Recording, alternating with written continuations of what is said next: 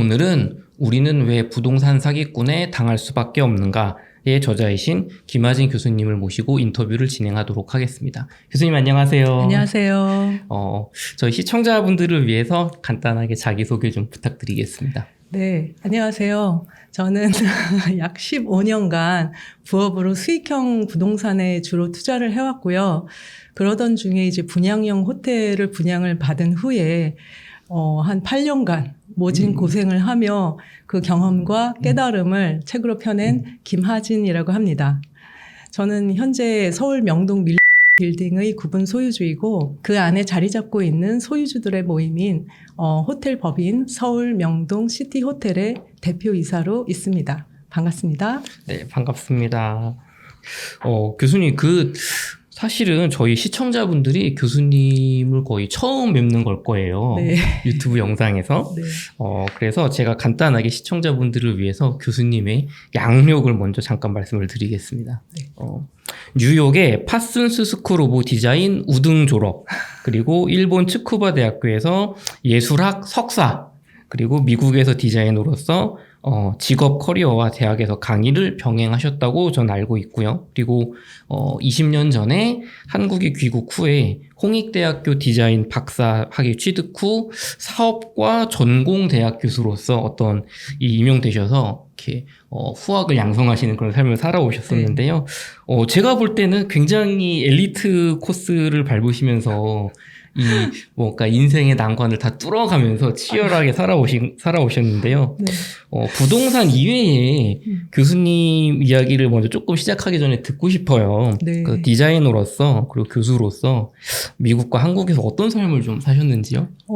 저는 이제 일단 굉장히 오래된 얘기긴 한데 이제 고등학교 졸업 후에 미국 유학길에 이제 올랐습니다. 그래서 어렸을 때부터 좀 미술의 재능을 보였어서 이제 어렸을 때부터 꿈이 시각 디자이너가 되는 게 꿈이었어요.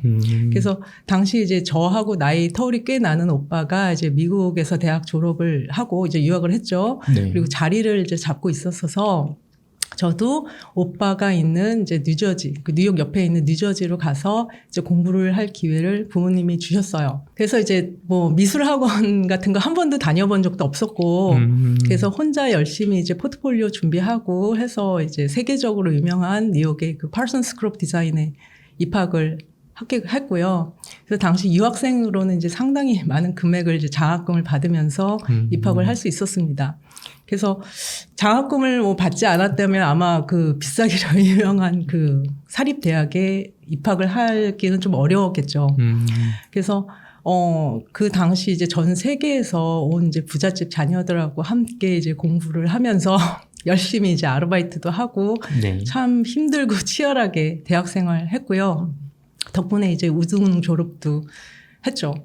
그리고 나서 이제 디자인 회사에 취업을 했는데 네. 이게 인생이 갑자기 너무 편한 거예요.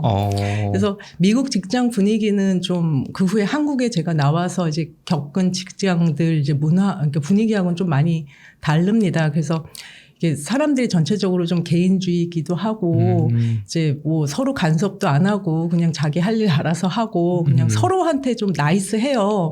그래서 월급도 많이 주고요. 그래서 밤잠 줄여가면서 이제 과제하고 일하고 막 그렇게 치열하게 하던 학생에서 갑자기 월급을 따박따박 받으면서 9 to 5로 일을 하게 되니까 갑자기 세상이 너무 편해져서 이게 적응이 좀 잘 안 되는 이제 그 정도 수준이더라고요. 그래서 근데 이제 그렇게 잘 지내고 있는데 이제 이게 너무 편해서 안 되겠다 싶어서 이제 공부를 좀 더 하자 이제 생각을 하고 근데 이제 그러다 보니까 미국에서 또 공부하기는 좀 싫고 그래서 이제 여러 나라를 좀 알아보다가 이제 당시는 일본의 위상이 굉장히 높을 때였어요. 그쵸. 미국에서도 그렇고 그래서 네. 이제 일본으로 좀 가자 생각을 하고 준비를 했죠. 사실 당시는 인터넷이 이제 막 태동을 하던 시기였어요. 그렇죠. 90년대 초 나이 이때쯤 이제 라떼 얘기 나오는데 네.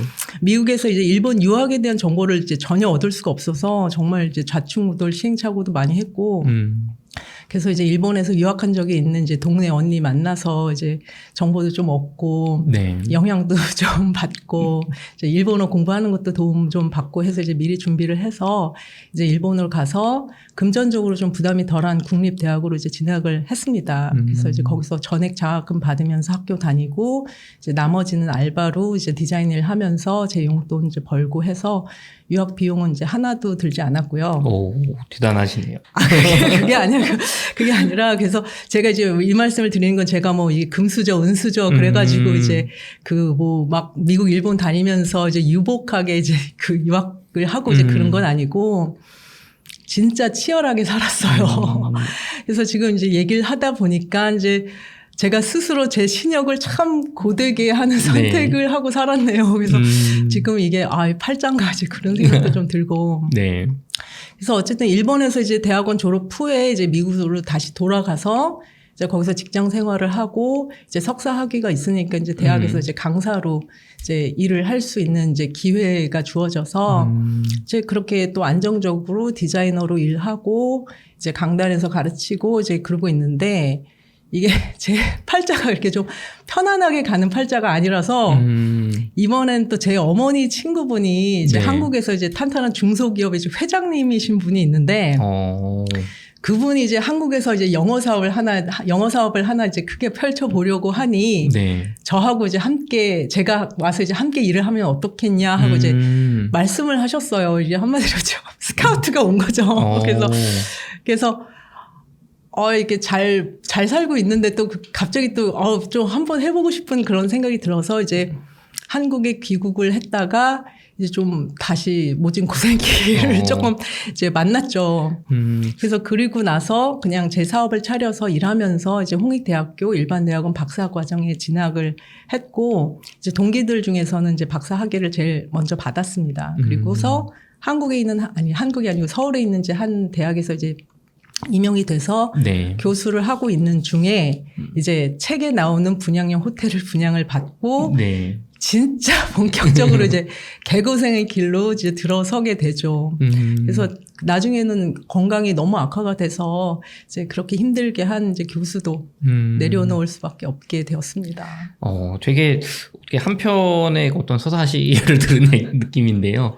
교수님은 되게 뭐랄까, 이렇게 편안하게 뭔가 이렇게 자리 잡힌 거를 잘 찾지 못하시는 것 같아요. 네, 그러니까 뭐 하다 보면 이렇게 뭔가 이렇게 진짜 되게 열심히 하는 이제 그런 스타일이었어요. 이렇게 안주하는 걸 못하고 좀 항상 이렇게 도전하고 치열하게 살고 약간 그렇게 살아왔어요. 미국에서 디자이너로서 취업하셨을 때는 조금 이게 조금 내가 너무 조금 뭐 나태하거나 혹시 나이도 젊으셨을 테니까 좀 더 뭔가 더 해야겠다 그럴 수 있을 것 같은데 일본에서 석사를 따시고 미국에 가서 디자이너 겸 이제 강사가 되신 거예요, 교단에. 그러면 사실은 전보다는 분명히 시간도 많이 이제 타이트하게 쓰셨을 거고 굉장히 뭔가 이제 여기서 커리어를 본격적으로 쌓아가시는 타이밍인데 난 또 새로운 것에 좀 더. 그때부터 제 인생이 이제 약간 꼬이려고 그런 게 저는 뭐 운명이라고 생각합니다. 하여간 그땐 그랬어요. 그래서 한국에 이제 어쨌든 스카우트제의도 있고 해서 사업도 하시고 대학교 이제 교단에 쓰시면서 교수님으로서 삶을 사셨는데요. 20년 전이죠. 이제 한국에 귀국하셨을 때가 그때 교수님께서 강단에만 있으신 게 아니라 방금 말씀해 주신 것처럼 각종 사업과 꾸준히 월 소득이 발생하는 부동산 투자를 하셨다고 들었어요, 책에서. 그래서 어떤 투자나 사업들을 좀 하셨나요? 그러니까 제가 이제 딱 20년 전에 이제 귀국을 했을 때 그때는 한국이 정말 한창 막 발전을 이렇게 뭐 개발도상국에서 이렇게 막 발전을 하고 있던 그런 시절이었어서 제가 이제 계속 살고 있던 미국에 비해서 되게 활기가 넘쳤어요. 그래서 정말 다이나믹했고, 이제 한편으로는 정신이 하나도 없었죠. 그리고 투자에 대한 관심이 정말 대단했어요. 지금은 더하지만, 어쨌든 그때 당시 이제 미국에서 살다 온 제 눈에는 한국은 이제 말 그대로 질풍노도에 이제 도약을 하는 이제 그런 곳이었죠. 그래서 여기는 뭐 어떻게든 뭔가 투자를 해야지 되는 분위기인가 보다 이제 그렇게 생각을 해서 저도 이제 투자에 대해서 관심을 갖고 이제 이것저것 책 같은 거 보면서 이제 공부도 시작을 하고 이제 했죠. 그래서 그러면서 이제 처음에는 이제 이제 사업을 이제 하고 있었으니까 사업을 하면서 이제 제 수중에 들어오는 돈은 이제 거의 모두 이제 부동산에 투자를 했습니다. 예, 그래서 뭐 그때는 이제 상가하고 오피스텔 다 이제 같은 이제 다 그 부동산 아니 그러니까 수익형 부동산에만 부동산. 예, 투자를 했죠. 그래서 저는 이제 미국에서 살다 온 탓인지 이렇게 아파트에는 별로 관심이 생기질 않더라고요. 그래서 집은 그냥 이렇게 사는 곳이지 이렇게 막 투자를 하는 이제 그런 이제 그 개념이 생기질 않아서 그리고 또 하나는 이제 저는 목돈이 있는 게 아니라 이제 돈을 묻어두는 투자는 약간 좀 능력 바뀌기도 하고 관심 바뀌었어요. 그러니까 이제 뭔가 이제 수익이 들어오는 이제 그런 거에 이제 관심을 가졌기 때문에 그래서 이제 분양을 받아서 이제 분납해서 돈을 치르고 준공이 이제 되는 즉시 월세가 이제 들어오는 그런 이제 수익형 물건들에만 이제 투자를 했죠. 그래서 그 시세 차익은 사실 별로 이렇게 생각을 하지는 않았는데 좋은 물건들은 이제 부동산 가치 자체도 이제 계속 올라가니까 이제 좀 약간 덤이라고 할 수 있죠. 그래서 제가 교수를 시작을 했을 때는 이미 제 월세 비노동 수입이 이제 충분히 그냥 제가 생활하고도 남을 정도였어서 부럽네요. 이제 교수 월급은 그냥 용돈으로 이제 쓸 수 있는 그런 정도의 수준이었죠 그때. 그래서 지금도 저는 이제 시세 차익형 부동산에는 이제 큰 관심이 없고요. 그거는 이제 상당한 좀 에너지를 좀 필요로 하고 이제 인내심을 좀 필요로 하는 분야라서 이제 저는 이제 그거는 별로 큰 관심은 없고 이제 비노동 수입의 파이프라인을 만드는 것이 이제 제일 큰 관심사예요. 그래서 분양형 호텔도 사실 그런 맥락에서 분양을 받게 된 거고요. 어떻게 보면 교수님은 이게 미국에서 그 어떻게 보면 선진국형 투자라고 볼 수도 있거든요. 사실 이 수익형 부동산이 네. 그런 막 이렇게 뭔가 발전을 활기차게 하면서 막 가치가 올라가서 단기적으로 시세 차익을 얻는 게 지나간 사회. 네. 그러니까 사실 미국이잖아요. 네, 사실 아마 그런 영향도 알게 모르게 있었을 거예요. 그러니까 관심이 뭐 그런 거 자체 이제 개념이 사실 뭐 많지 않으니까. 그렇죠. 근데 어떻게 보면 저희 이제 한국에서 이제 막 투자를 이제 요번 상승장에 또 몇 년간 막 이렇게 활발하게 저희 시청자분이나 제 입장에서는 지금 교수님이 하신 투자가 약간은 요즘 슬슬 우리가 결국에는 시세 차익을 걷어서 저런 투자로 가야 된다. 저런 것들을 쌓아가야 한다. 네. 그래서 사실 파이프라인이니 아니면 이제 뭐 원화채굴이니 그런 거 사실 굉장히 지금 사회적으로 이제 그 대세가 오고 있거든요. 그렇죠. 예. 그걸 어떻게 보면 20년 전부터 시작하신 분이 아닌가, 선구자로. 뭐 선구자라고 할 거는 없는데, 네, 저는 이제 일단 그런 것에 대한 철학이 좀 약간 있었어요. 그래서 어쨌거나 노후도 대비를 해야 되고, 제 인생에서 어떤 이제 안전장치를 만들어야지 되고, 그런데 그런 게 이제 사실 처음엔 좀 막연하게 시작을 하긴 했는데, 제가 이제 투자를 거듭을 할수록 좀 그런 거에 대한 철학은 좀 계속 좀 이렇게 정리가 되고 확고해지고 그러더라고요. 그것에 대해서도 이제 제가 책에 썼습니다. 그래서 저희 같은 경우는 사실 약간 본격적인 호텔, 분양형 호텔 얘기 들어가기 전에 그런 게 좀 궁금해요, 교수님. 투자를 하실 때, 기존의 상가들을 구매를 하거나 오피스텔을 구매를 하셨는지 지어진 거를 아니면 뭐 저평가돼 있다거나 그게 아니라 그냥 지금 시점에 분양하는 거를 그냥 내가 계약을 해서 그걸 오랫동안 20년 갖고 있다 보니까 월세도 잘 나오고 금액도 많이 올라오게 됐다. 네. 어떤 것인가요? 저는 일단은 전업으로 부동산 투자를 하는 사람이 아니었기 때문에 그쵸. 저는 이제 본업 자체가 이제 굉장히 바쁜 사람이잖아요.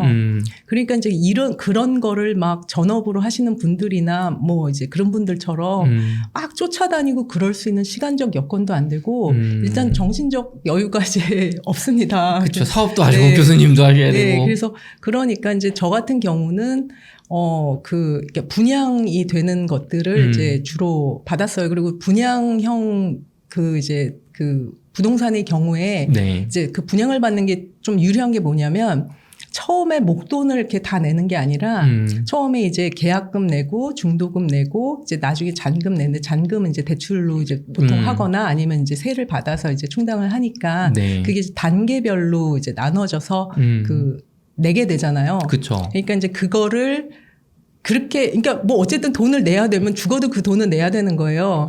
그리고 그 돈을 항상 준비를 하고 있는 게 아니니까 그 돈을 준비하기 위해서 제가 허리띠 졸라매고 막 미친 듯이 어쨌든 그 돈을 마련을 하게 되잖아요. 네.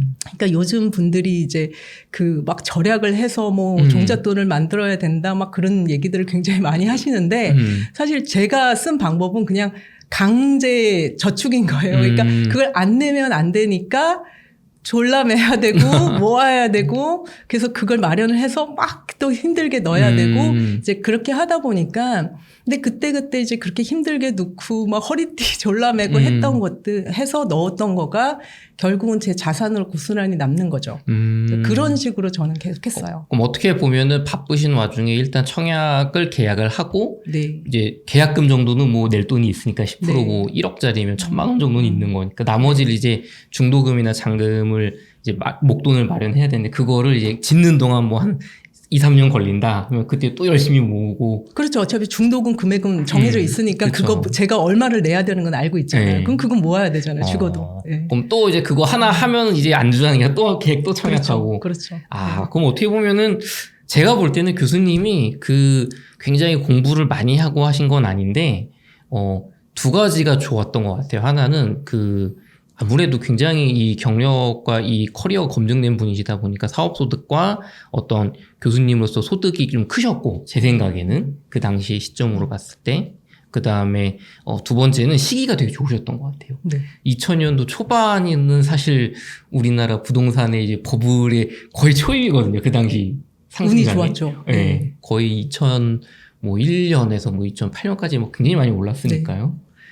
그래서, 알겠습니다. 그래서 타이밍도 좋았고, 그래서 어쨌거나 이제, 그러니까 그렇지만 여기서 이제 중요한 건 뭐냐면 사실 저는 소비 성향이 없는 사람도 아니에요. 이렇게 되게 절약을 하거나 막 뭐를 이제 막 아껴서 막 하고 싶은 거를 막 안 하고 이제 그런 스타일이 애초부터 아닌데 이제 그런 방법을 쓰니까 뭐 싫어도 절약을 하게 되는 거죠. 그러니까 이제 성향이 다른 분들이 이제 어떤 분들은 그냥도 막 알아서 절약하고 막 종잣돈 만들고 이제 그런 분들이 계시는 건 확실한데 또 반대로 돈을 못 모으시는 분들도 계시거든요. 그쵸. 일단은 쓰고 싶은 거 왜 써야지, 이걸 써야지 왜 안 쓰냐. 이제 그리고 왜 당신은 그만큼 버는데도 왜 그거를 이렇게 그렇게 살고 있냐. 이제 그렇게 생각을 하시는 분들도 그쵸. 많이 왜 있고. 이렇게 궁색맞게 살고 있어. 아니, 사실 저도 그렇습니다. 인생 너무 이렇게 막 좀 품이 없게는 살지 말자. 이제 그런 주의인데 이제 이런 식으로 좀 약간 저한테 강제성을 부여를 하니까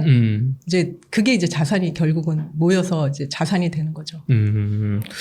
그래서 참 대단하신 것 같아요. 왜냐면은 그게 제가 의상 디자이너 분이 저랑 가까운 분이 계신데 한국에서 그 디자이너라는 직업은 제가 알기로는 되게 트렌드에 민감한 성향이 애초에 있으신 것 같고 그 다음에 내가 그런 성향을 잘 억누르려고 해도 사실은 그쪽 업계에서 뒤처지지 않기 위해서는 내가 일정 부분 최신 그런 유행을 그리고 어떻게 보면 이게 직업을 위해서 소비를 해야 되는 걸로 저는 좀 알고 있거든요. 네. 사실은 또 이제 다른 나라들 가서 이 나라는 요즘 뭐 어떤 게 유행인가, 어떤 게 요즘 뭐 뜨는 건가 이런 것도 사실 봐야 되잖아요. 네. 그러면은 사실 소비를 안 할래 안 할 수가 없는 직업이셨을 텐데 어쨌든 시각 디자이너셨으니까. 네.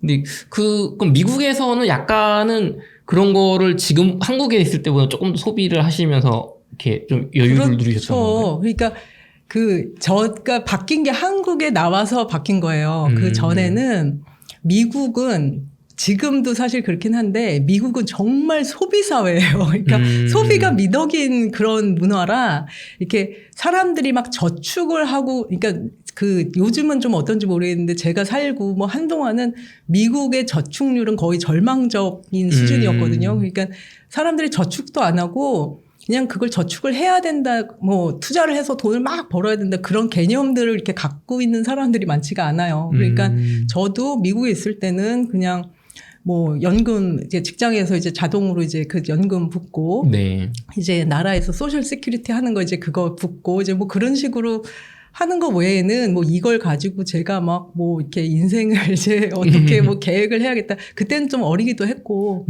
이제 그런 거가 없었는데 이제 한국에 나와서 이제 좀 그런 거를 이제 얼떨결에 이제 시작을 하게 된 거고 그리고 그게 이제 점점 이제 좀 정리가 되어 간 거죠.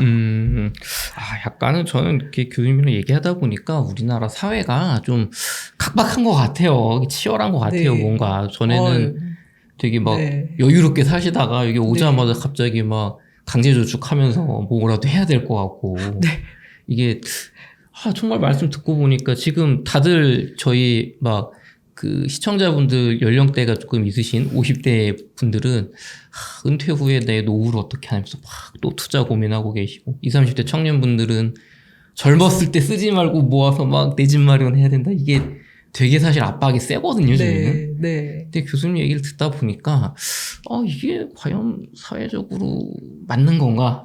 조금 그런 반성을 좀 하게 됩니다. 네, 저도 그러니까 저는 되게 체감을 좀 많이 했거든요. 그러니까 이렇게 저는 이제 고등학교 졸업하고 가서 정말 20, 30대 정말 사회적으로 갖는 그 사회성을 고스란히 이제 미국에서 기르다 보니까 이제 한국에 처음 나왔을 땐 거의 뭐 정서 자체가 이제 외국인하고 거의 이제 비슷했어요. 그러니까 이제 근데 외국인하고는 다른 거 외국인들은 이제 와서 좀 못 보는 부분인데 저는 이제 한국 사람이다 보니까 이제 되게 미묘한 부분에서 굉장히 그 차이라든가 이제 그런 거를 느끼게 되는 부분들이 있거든요. 그래서 지금도 좀 제가 굉장히 안타깝게 생각을 하고 있는 거가 그 여유가 없어요. 어쨌든 한국 사회는 그러니까 정신적 여유도 없고 이렇게 물질적 여유라는 것 자체도 사실 좀 이게 어떻게 받아들이냐에 따라서 그 개념이 굉장히 다를 수 있는데 이게 천편일률적으로 어떻게든 돈을 많이 벌어야지 어떻게든 이제 돈을 이렇게 벌어서 이제 남보다 잘 먹고 잘 살아야지 이제 막 그런 것들이 이제 팽배하다 보니까 좀 많이 좀 한국 사회에 있는 우리들이 좀 돌아보고 다시 한번 좀 생각을 해봐야 될 부분이 많지 않은가 이제 그런 생각은 항상 하고 있습니다. 개인적으로 추후에 교수님을 한 번 더 모시고 이 미국 사회의 어떤 부동산 투자와 그 미국 사회는 잘 몰라. 그때는 어렸어서 뭐 이렇게 투자는 잘 모릅니다. 그런 걸 좀 더 여쭤보고 싶은데요.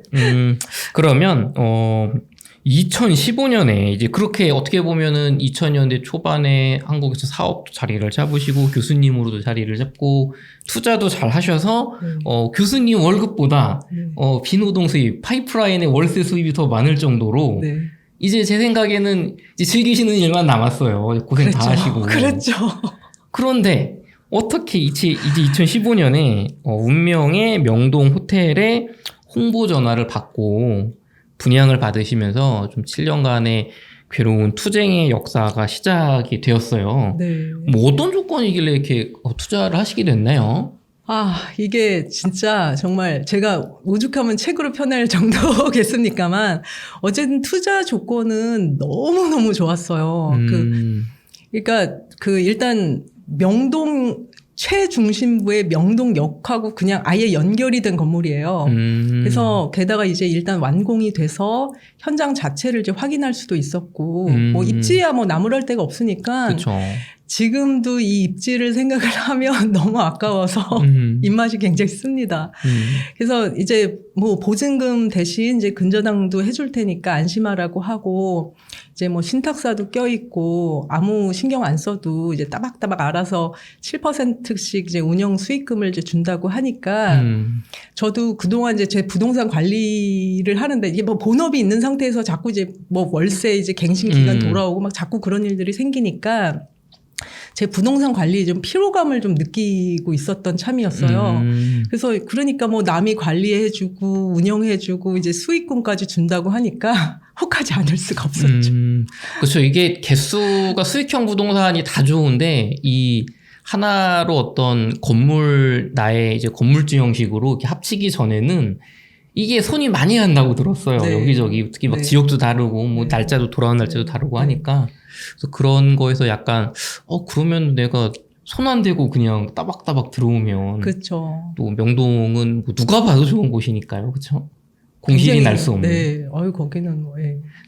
근데 좀 저희가 이게 시청자분들도 그렇고 저도 그렇고 사실 요 분양형 호텔이 별로 익숙하지 않다 보니까 네. 이 구조가 조금 헷갈리는 게 있어요. 그 보증금을 받지 않고 보증금 없이 근저당을 한다고 했는데 네. 보증금은 일단 어떤 개념인가요? 제가 계약을 해서 호텔 방 하나를 내가 사는 거인 거잖아요. 그렇죠. 객실 하나를 사는 건데 네. 이제 원래라면 그러니까 예를 들어서 제 오피스텔이나 상가 같은 경우는 이제 제가 그 물건을 누군가한테 이제 빌려줄 때 반드시 보증금을 받잖아요. 그렇죠. 뭐 3천에 50 뭐 그렇죠, 이런 식으로 그렇죠. 받죠. 예. 그래서 그리고 이 보증금이 결국은 그 임대인에 대한 안전장치거든요. 그래서 만약에 이제 월세를 안 내거나 무슨 문제가 생겼을 때 이제 그 보증금에서 차감을 할 수 있고 그만큼 이제 기간을 벌 수도 있고 이제 그러니까 그게 안전장치인 건데 사실 만약에 보증금이 없다고 하면 그거는 굉장히 위험한 물건이에요. 근데 이제 이 명동 호텔 같은 경우는 그거를 이제 그 보증금 대신 그 다른 층을 가지고 있는 것에 대해서 이제 근저당을 해주겠다는 거예요. 그래서 여차하면 만약에 이제 돈을 뭐 월세를 안 주거나 그런 경우가 생기면 그 근저당이 잡힌 물건을 가지고 이제 어떤 재산권의 권리를 이제 행사를 할 수 있는 거죠. 그러니까 그런 걸 해준다고 하니까 뭐 일단은 안심을 하는 거죠, 사람들은. 그러면은 어떻게 보면 이게 구조가 내가 호텔에 객실을 하나 이제 내가 청약을 구매를 해서 계약을 해서 내 거인데 그거를 이 호텔의 운영사에게 그러니까 내 물건을 임대해주는 형식으로 그렇죠. 해서 그럼 원래대로라면 이 사람은 임차인인 거니까 호텔 그렇죠. 운영사가. 그러니까 뭐 다른 이렇게 말은 그렇게 하지만 결국은 그거예요. 똑같아요. 그냥 오피스텔 내 거 빌려주는 것처럼 내 호텔 객실 빌려주고 그거에 대한 월 임대료를 받는 거예요. 똑같은 개념입니다. 그거 내 거 그냥 빌려준 건데 거기서 이 사람이 그 호텔 방을 이용해서 장사를 해서 돈을 벌어서 준다라는 거 하나만 그렇죠. 껴 있는 거네요. 그렇죠. 그리고 다른 뭐 상가나 상가도 마찬가지예요. 거기서 그렇죠. 장사해서 돈 벌어서 저한테 이제 내는 거잖아요. 결국은 똑같은 얘기인데 이제 이게 분양형 호텔이다 보니까 이제 그런 부분에서 좀 돈 대신 이제 이걸로 해주겠다 얘기를 한 거고, 근데 이제 알고 보니까 다른 분양형 호텔들은 이런 개념 자체, 그러니까 그 보증금 개념 자체를 뭐 아예 없는 데들도 굉장히 많아요. 그러니까 이거는 사람들이 정말 몰라서 하는 거죠. 이 보증금이 없는 월세 물건이라는 게 얼마나 위험한 건지를 사람들이 이제 모르는 것 같아요. 그쵸. 어떻게 보면은 보증금, 제가 분양형 호텔을 저도 개인적으로 약간 공부를 예전에 많이 했었는데, 그러니까 투자용이 아니라 너무 위험해서 구조적으로 그거를, 이런 게 되게 위험한 거구나 하면서 공부를 한 적이 있는데, 보증금이 있는 거를 제가 본 적이 없었던 것 같아요, 전에는. 그래가지고 교수님 책을 읽으면서, 이게 어떤 개념인가 궁금했는데, 말씀하신 대로 그러면은, 원래대로라면은 모든 어떤 상가나 오피스텔이나 보증금을 임차인한테 받는데 최소한의 보증금을 월세가 밀릴 걸 대비해서 다른 호텔들은 그거마저도 없는 경우가 대부분이고, 다만 여기는 그 보증금을 대신에 어떤 호텔의 일정 건물을 이제 근저당을 해줄까. 우리가 이거 월세를 안 주면 이 호텔을 뭐 요 부분을 경매를 하든지 뭐 우리 협박을 하든지 팔든지 해서 우리가 보장을 해준다. 그럼 사실은 되게 좋은 거잖아요. 그렇죠. 근데 그 약속이 지켜졌으면은 된 거죠. 안 지켜지는 게 문제인 거죠. 약속이 안 지켜집니다. 그러니까 이게 제 책을 보시면은 아마 좀 굉장히 기가 막히실 건데, 약속이 지켜지는 게 없어요. 그러니까 계약서에 박아놓은 문구조차도 안 지켜져요. 그러니까 이게 지금 이제 총체적인 문제인 거죠. 거짓말을 하는 겁니다. 그러니까 근데 그리고 그 거짓말, 그러니까 인간은 충분히 거짓말을 할 수 있는 존재라는 걸, 그리고 계약이든 약속이든 굉장히 우습게 보는 존재들이 있다는 걸 우리 선량한 일반인들은 모르는 거죠. 계약서상에는 있고 약속을 다 이제 되어 있지만 문제는 이제 지켜지지가 않는다. 네. 교수님 되게 조건이 좋으셨던 것 같아요. 그러면 수익률, 그 월 확정 임대료는 뭐 어느 정도를 좀 주겠다고 한 건가요? 7% 준다고 했었고, 네. 예, 그러니까 홍보하고 약속된 조건만 보면 네. 여기는 되게 안전한, 되게 나무랄 데 없는 부동산 투자였어요. 입지부터 시작해서 뭐 수익률이든 뭐 뭐든 뭐 이렇게 나무랄 데가 없는 곳이었죠. 그러니까 보기엔 이게 보기엔 그런 겁니다. 실상이 이제 중요한 거죠. 네. 그러면 저희는 요즘 사실은 그 저금리 시대에 수익률이 좀 낮은 시기를 많이 지내다 보니까 수익률 7%가 지금 기준으로는 되게 좋다. 물론 요즘 또 금리 인상 시기라서 조금씩 달라지고는 있지만 불과 한 1년 전만 해도 강남의 뭐 건물들 뭐 월 수익률 뭐 1%, 2%이 정도 됐거든요. 그러면은 지방에 좀 가서 좀 중소도시 가야 7% 나왔는데, 그럼 당시 기준으로 2015년 기준으로도 이거 조금 수익률이 너무 이게 비현실적이게 높은 거 아닌가? 다른 또 이제 투자를 하셨었잖아요. 사실 오피스나 상가를 그쪽 수익률에 비교했을 때 이게 과도하게 뭔가 말이 안 되는 게 아니다라는 좀 판단 근거가 있으셨을까요? 저 같은 경우는 이제 오히려 그 수익형 투자를 계속 해왔기 때문에 네. 7% 수익률에 의심을 가지지 않았어요. 네, 제 책에도 좀 이런 내용을 다른 각도에서 풀어놓았긴 한데 이제 개인적 경험으로 봤을 때 7% 수익률은 오히려 좀 리즈너블한 숫자로 보였습니다. 이제 그때 뭐 이게 당시, 그러니까 지금보다는, 그러니까 그때 당시는 뭐 좀 이자율도 더 높고, 그러니까 뭐 이제 다 높은 시기긴 했지만 어쨌든 그 실은 뭐 1, 2% 보고서 한다 이제 뭐 그런 거는 실제로 정말로 이렇게 투자를 하시는 분들 사이에서 그런 거는 없어요. 그냥 제가 보기에는 그거는 이제 카더라 하는 정도의 얘기일 확률이 더 높고요.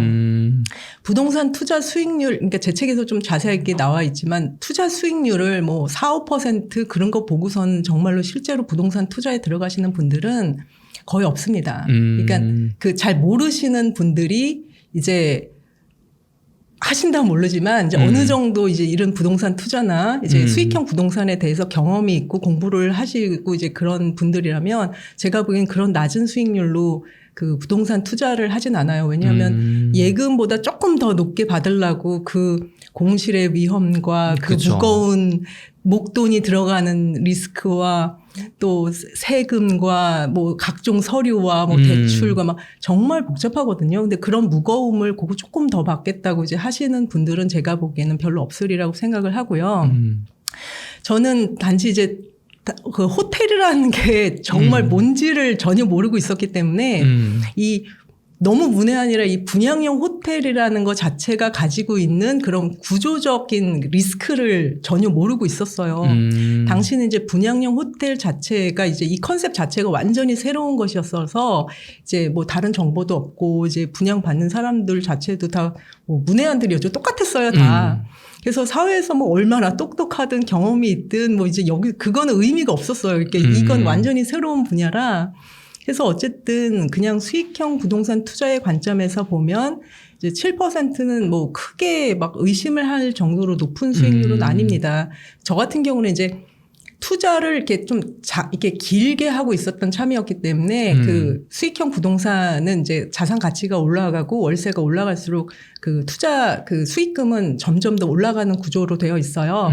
그래서 당시 제 투자 중에서 수익률 7%는 상당히 좀 얌전한 투자 쪽에 속했죠. 그래서 그냥 이거는 제가 이렇게 귀찮으니까 이제 관리 안 해도 귀찮게 관리 안 해도 되니까 뭐 이 정도면 족하다 뭐 그런 수준 예, 뭐 그런 거였는데 이제 귀찮은 거 하기 싫다고 피해 보려다가 이제 인생의 가시밭길을 가게 되었으니까 이제 많은 교훈은 참 얻게 되었습니다.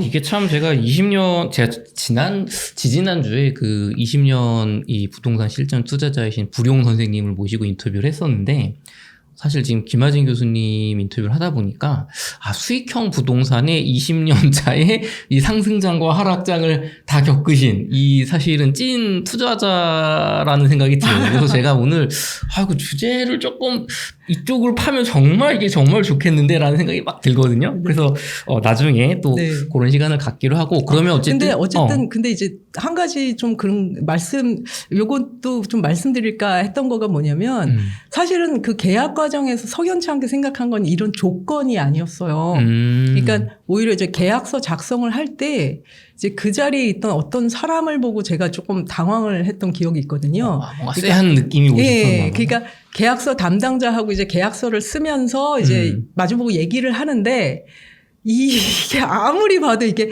제가 이제 제가 실생활에서 겪은 그런 캐릭터가 아니라 이제 TV 드라마나 이제 뭐 영화 같은 데서 이제 좀 봤던 그게 뭐라고 해야 되나 점잖은 척하는 양아치 이제 뭐 그런 느낌을 주는 겁니다. 이게 뭔가 이렇게 기분이 좀 안 좋다고 해야 되나 이게 하여간 굉장히 좀 기분이 묘했어요.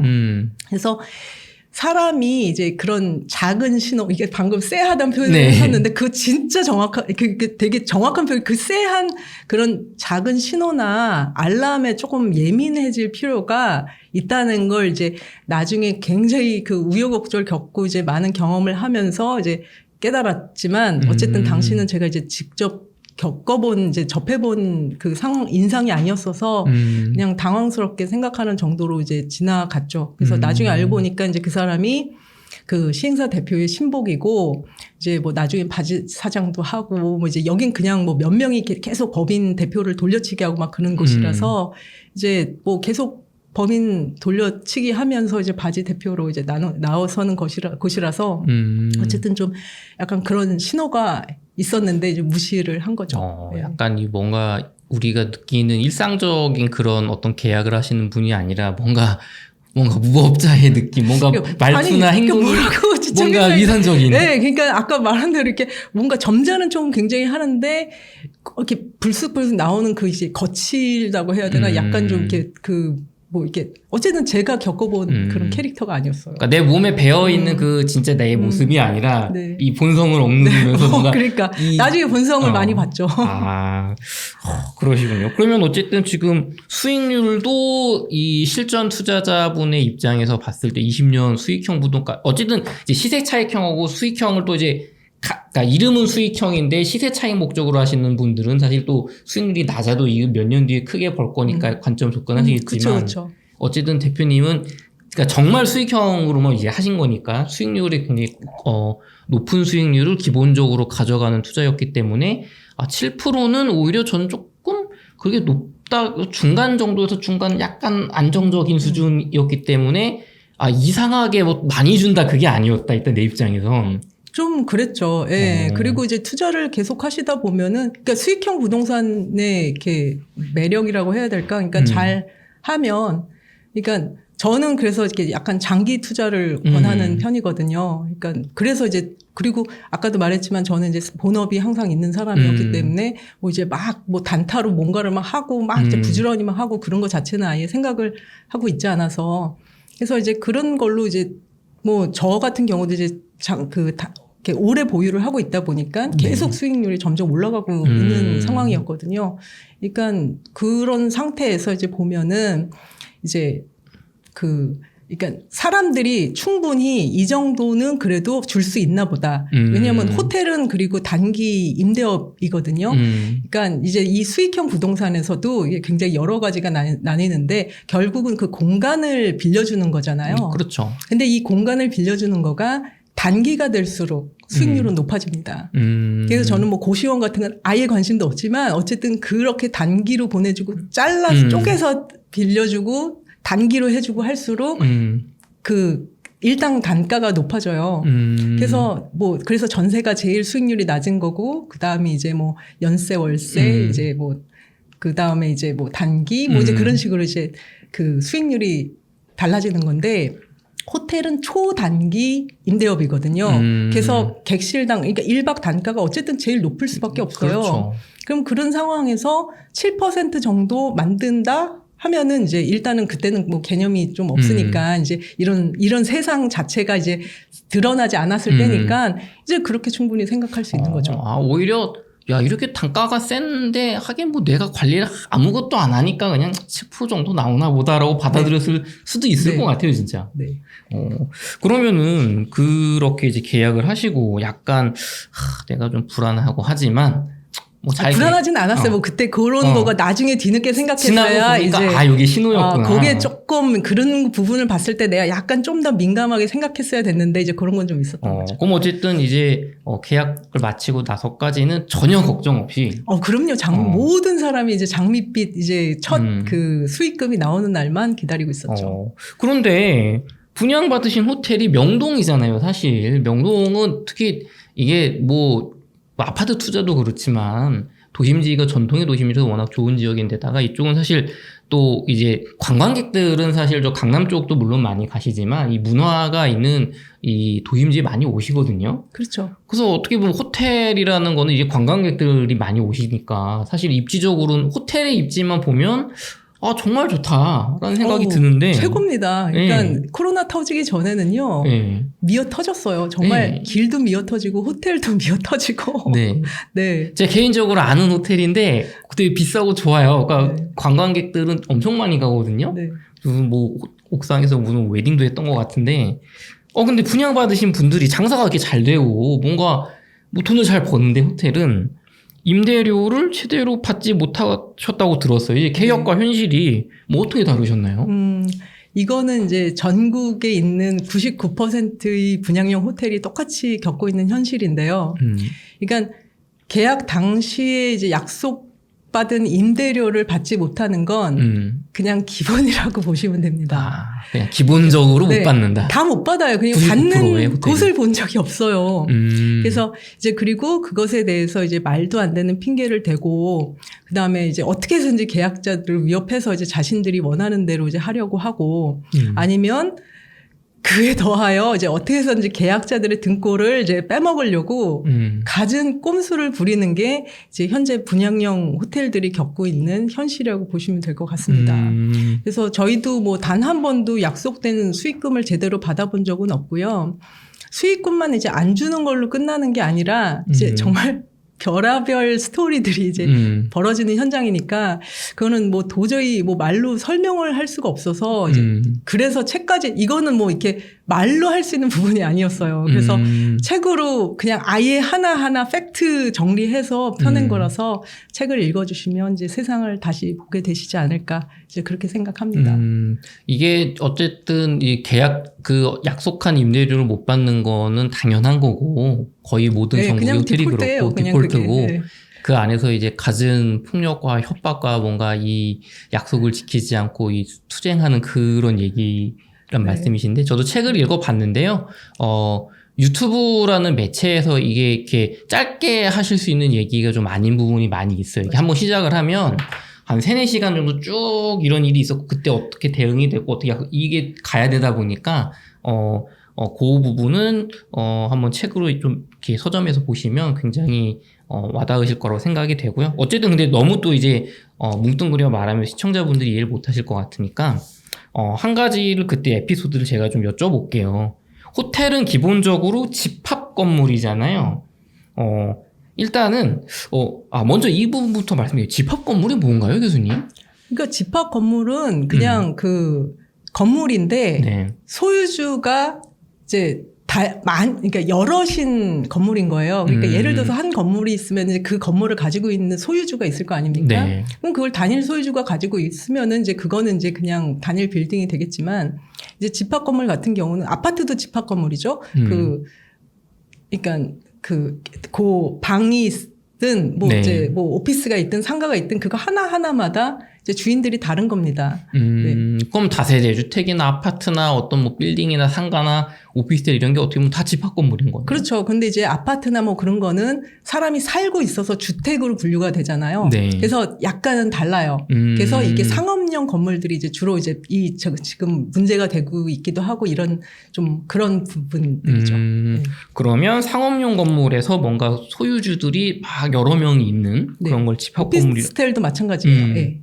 라고 하는데 집합 건물은 법에 따라서 관리인과 관리사무소라는 걸 만들어야 된다고 제가 알고 있어요.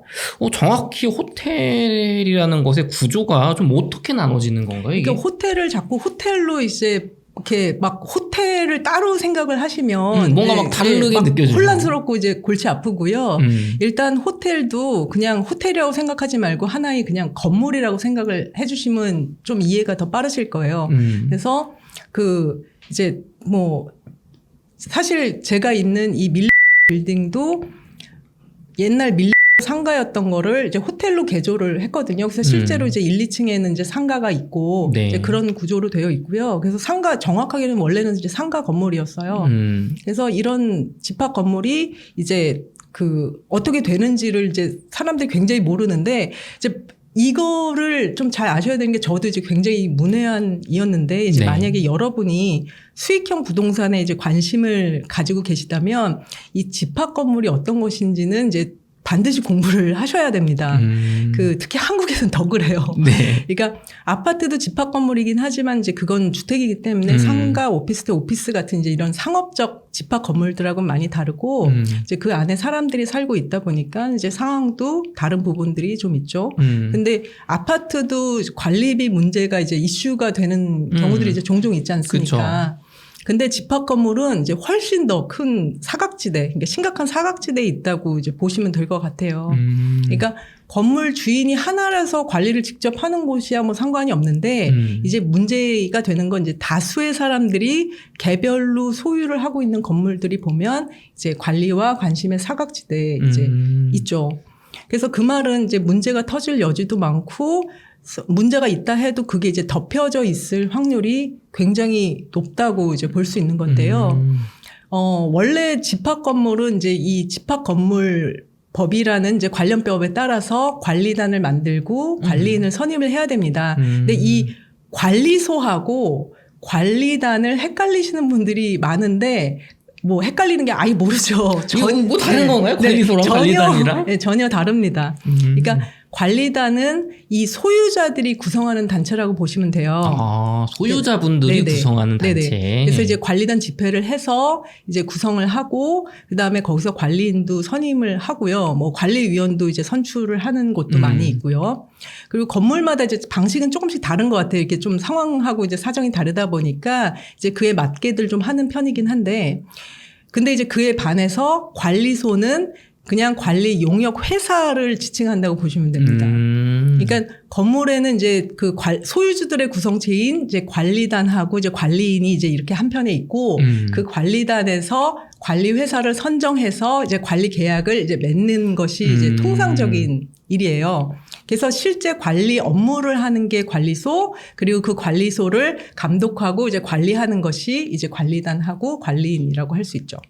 그래서 이제 근데 이제 우리가 일반적으로 이제 관리소라고 부를 때는 이제 뭐 외부에서 보니까 잘 모르니까 그냥 관리단, 관리인, 관리회사 전체를 그냥 통칭해서 그냥 관리소 이제 그렇게 부른다고 보면 될 것 같습니다. 근데 좀 완전히 다르죠. 예, 그래서 근데 이제 이런 것들이 이제 상식적으로 이제 정상적으로 이렇게 이루어지는 건물들도 많이 있어요. 네. 근데 한편으로는 이제 이 주인들이 이제 불특정 다수에 가깝거든요. 그래서 그쵸. 이제 이런 그런 이제 상황을 이용해 먹는 곳들이 이제 많은 것도 현실이긴 합니다. 야, 거기 뭐 사는 것도 아니고 아파트처럼. 예, 예. 그래서 저도 뭐 실제로 이제 관리인, 뭐 관리단, 이제 관리소가 이제 한편 먹고서 열심히 이상한 짓 하는 곳들도 이제 본 적이 있고요. 사실 저는 진짜 뭘 그렇게 해먹는지는 모르겠어요. 이게 뭐 그렇게 먹을 게 많은지는 모르겠는데 어쨌든 먹을 게 많은가 봅니다. 이렇게 일단 이렇게 그런 좀 좋지 않은 의도를 가진 사람들이 껴든 그 건물의 경우를 보면 이제 그 자리를 지키려고 정말 결사적이에요. 그래서 근데 이제 문제는 일반인들이 이런 현실을 잘 모르니까 이제 구분 소유자들이 뭐 관심도 없고 뭐 이제 그러면은 그 무관심 속에서 이제 조용히 이제 이런 일들이 자행되고 이제 방치되는 경우들이 이제 많죠. 그러니까 예를 들어서 이제 뭐 여러분이 오피스텔이나 상가 등의 이제 집합 건물의 소유자라고 해봐요. 그럼 이제 그런 곳에서 이제 내가 관리위원 하겠다, 뭐 관리인 하겠다, 이제 뭔가 나서서 해보겠다고 하시겠나요? 아니 뭐 내가 그거 뭐 굳이 그런 거 해야 되나? 그러니까 대부분은 월세만 잘 나오면 되지. 관심도 없고 이제 나서기도 싫어요. 저부터도 나 그런 거 귀찮은 거 나서기 싫습니다. 근데 이제 그런 곳에 이제 제일 작은 물건 하나 이제 사서 발을 딱 들여놓고 이제 뭐 내가 뭐 할게 하고서 이제 나서면 그러면 관리인 같은 걸 하는 건 이제 좀 굉장히 쉽죠. 그래서 그 다음부터는 이제 그냥 땅 짚고 헤엄치기가 되는 겁니다.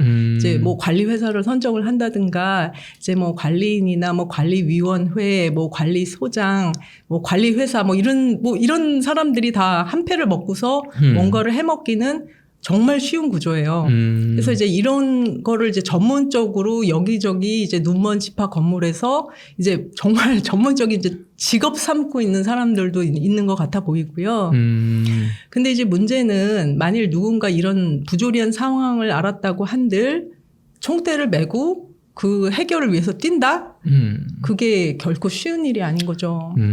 그래서 이제 결국 모든 소유자들이 이제 관심 가지고 이제 뭔가를 알고 지식을 가지고 이제 참여를 해야지만 이제 이런 상황을 타개해 갈 수 있는데 이제 다들 사는 게 바쁘고 이제 뭐 다들 생각도 다르고 하다 보니까 이제 쉬운 일이 아닌 거죠.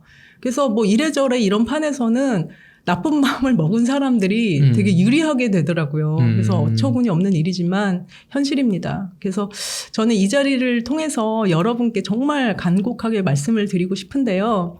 그냥 귀찮다고 이제 내가 안 나서도 누군가 하겠지, 이제 뭐 어떻게든 되겠지, 이제 그런 마음으로 이런 부조리를 그냥 넘기지 말아 주셨으면 해요. 이게 저절로는 절대 해결이 되지 않거든요. 그래서 그냥 머릿수 많은 소유주들이 이제 마음하고 힘만 좀 합치면 되는데 세상에서 그게 제일 어려운 일입니다. 차라리 개인이 싸우는 거면 좀 덜 힘들 거지 않을까 이제 그런 생각도 하긴 하는데 뭐 네. 저는 개인이 싸워본 적은 뭐 없어서 다행히 그건 잘 모르겠어요. 어쨌든 제가 부동산을 이제 여러 개 가지다 보니까 이제 큰 규모의 이제 빌딩 2개에서 이렇게 관리위원을 지금 하고 있거든요. 관리위원이라는 건 소유주들의 모임인 관리단에서 그렇죠. 임명한 우리 그렇죠. 권익을 지키기 위한 위원. 그렇죠. 관리소가 아니라. 그렇죠. 그러니까 소유주들의 약간 대표들이라고 보시면 됩니다. 아파트 동대표 정도 되는 거죠. 뭐 그 정도. 예. 그래서 정상적으로 이제 운영되는 관리소는 이제 이런 관리위원회나 이제 그런 게 활성화돼서 뭐 소유주들이 진짜 진지하게 건물을 뭐 나름 사심 없이 이렇게 관리 감독을 하니까 이제 이런 곳에서는 뭐 심리적으로든 물리적으로든 이제 뭔가 이상한 짓을 하기는 좀 쉽지 않죠. 근데 이제 명동에서 맨날 막 좀 말도 안 되는 전쟁을 치르고 있다가 이제 그런 이제 정상적인 건물에 가면 정말 너무너무 평화로워요.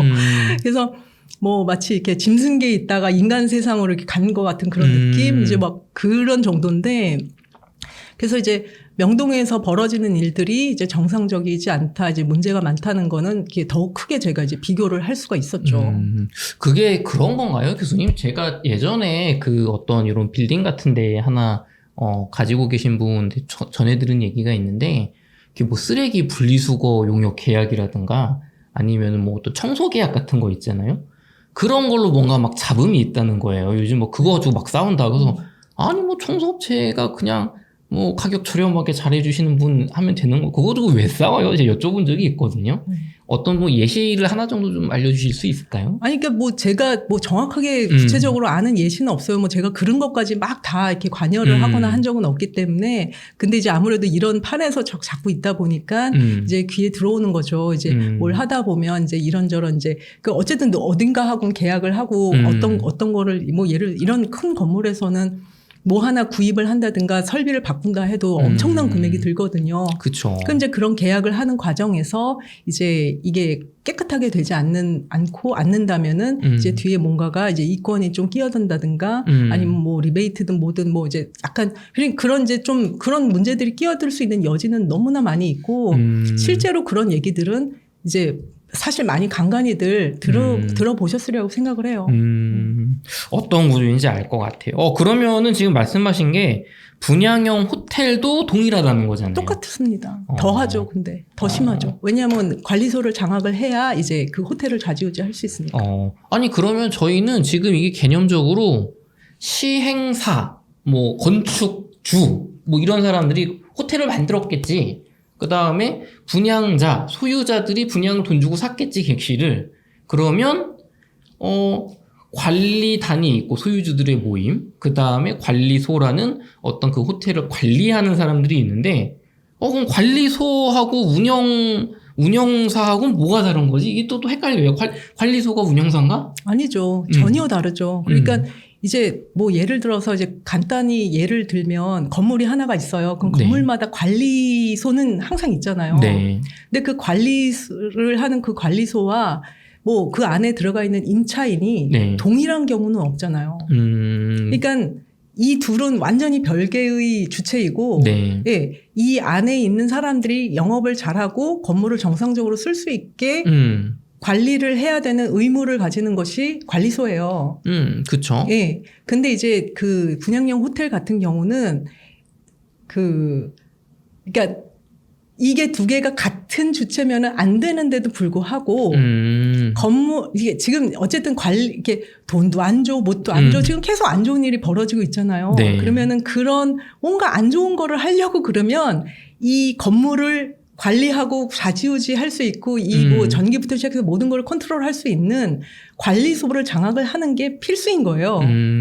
그러니까 이 사람들이 직접 하든 아니면은 우회를 통해서 자기 편을 어떻게든 집어넣든 네. 어쨌든 같은 편이 관리소하고 호텔을 그러니까 결국 운영사하고 관리소 같은 패거리가 되는 겁니다.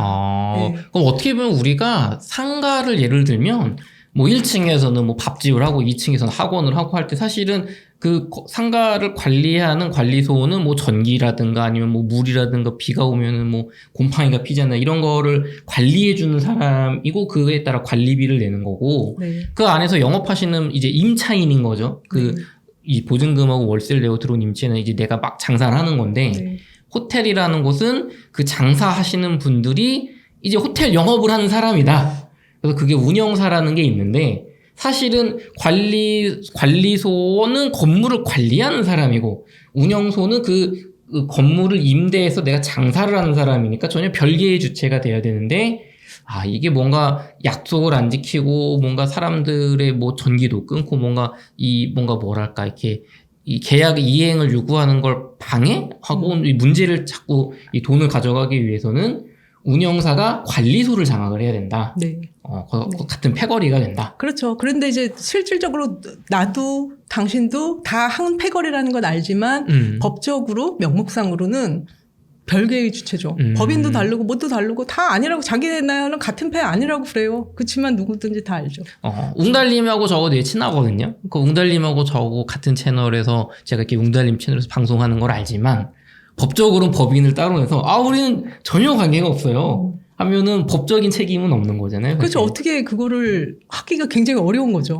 그게 설령 가족 관계라 할지라도 뭐 동생이라든가 뭐 와이프라든가. 네. 근데 가족 관계 되면은 차라리 이 사람은 가족이다 이제 말은 하는데 이 법인이라는 게 굉장히 웃겨서 어쨌든 부부가 법인을 따로 갖고 있어도 그거는 완전히 별개예요. 서로 이렇게 이거에서 문제가 됐다고 해서 그 와이프의 그러니까 남편의 법인에 문제가 생겼다고 해서 와이프의 법인에 뭔가를 뭐 할 수도 없고요. 그냥 아예 개별이라고 생각하시면 돼요. 그러면은 지금 말씀을 들어봤을 때는 관리소와 관리단이라는 게 되게 중요한 것 같아요. 왜냐면은 뭔가 지금 교수님께서 뭐 운영사, 그러니까 호텔을 운영하는 그 영업하는 주체에 대한 얘기보다는 관리단과 관리소를 장악하는 게 중요하다는 말씀을 해주셨거든요.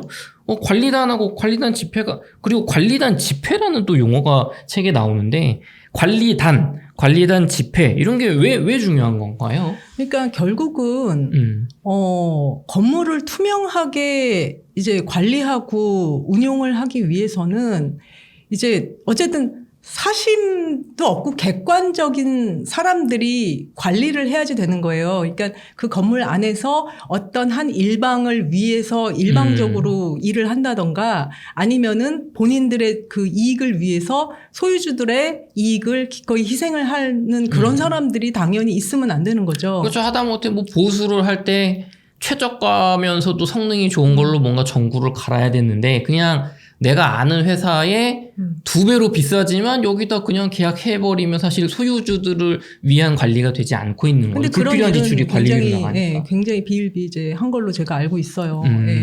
그래서 이제 그러니까 지금 여기 같은 경우는 이제 이런 관리소 문제가 될 수 있겠다라고는 처음부터 이제 예견이 될 수 있었고 처음부터 하여간 이 관리소 문제가 계속 문제가 된 거예요. 근데 결국 관리소라는 건 아까 말씀드린 대로 관리단하고 관리인의 그 관리 감독을 받고 지시를 받게 되어 있어요. 그러니까 관리소가 이 뜻을 거스를 수는 없는 거예요. 그렇기 때문에 그러면 이제 관리단하고 관리인을 이제 또 한편으로 먹어야지 되는 거죠. 네. 관리단이 아파트로 치면은 그 뭐 분여회에 대해서 관리인이 분여회장 정도가 되는 거네요. 이게 구조가. 잘 모르겠습니다. 그거는 뭐 비유가 이제 맞는지는 제가 잘 모르겠는데 어쨌든 그거보다 훨씬 더 큰 월등히 훨씬 강력한 힘을 가지고 있다. 법적 권리를 훨씬 더 그러니까 법적으로 완전히 보장이 되는 거죠. 그 관리인의 경우에는. 그럼 또 이게 어떻게 보면 약간 그 재건축 사업의 조합장 느낌도 좀 나기는 해요. 그러니까 조합도 이렇게 조합 같은 것도 이제 얘기를 이렇게 저렇게 들어보면 너무 깝깝해서 제가 더 이게 아파트나 재건축 그런 게 아예 관심을 안 갖는 이유 중에 하나가 그런 거예요. 왜냐하면 저는 여기에서 이제 이런 어떤 인간들이 어떤 문제를 일으킬 수 있는지를 너무 봤기 때문에 이렇게 그런 거 보고 있으면 다 이해가 가거든요. 이게 어떤 이제 식으로 이제 사람들의 심리와 행태가 이제 돌아가고 있구나라는 게 막 보이다 보니까 그거는 깝깝하시겠네.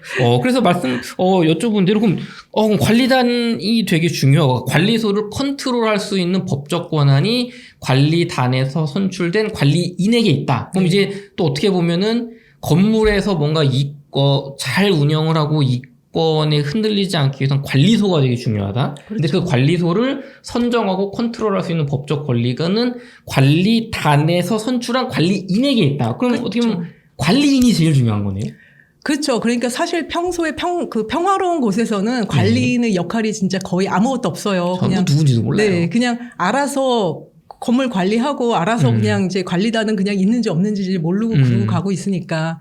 근데 이런 식으로 이제 문제가 불거지고 이제 어떤 한 그 세력을 위해서 이제 이런 모든 것들이 이런 식으로 이제 움직이기 시작하면 그때부터는 이제 관리인의 역할이 치명적이 되는 거죠.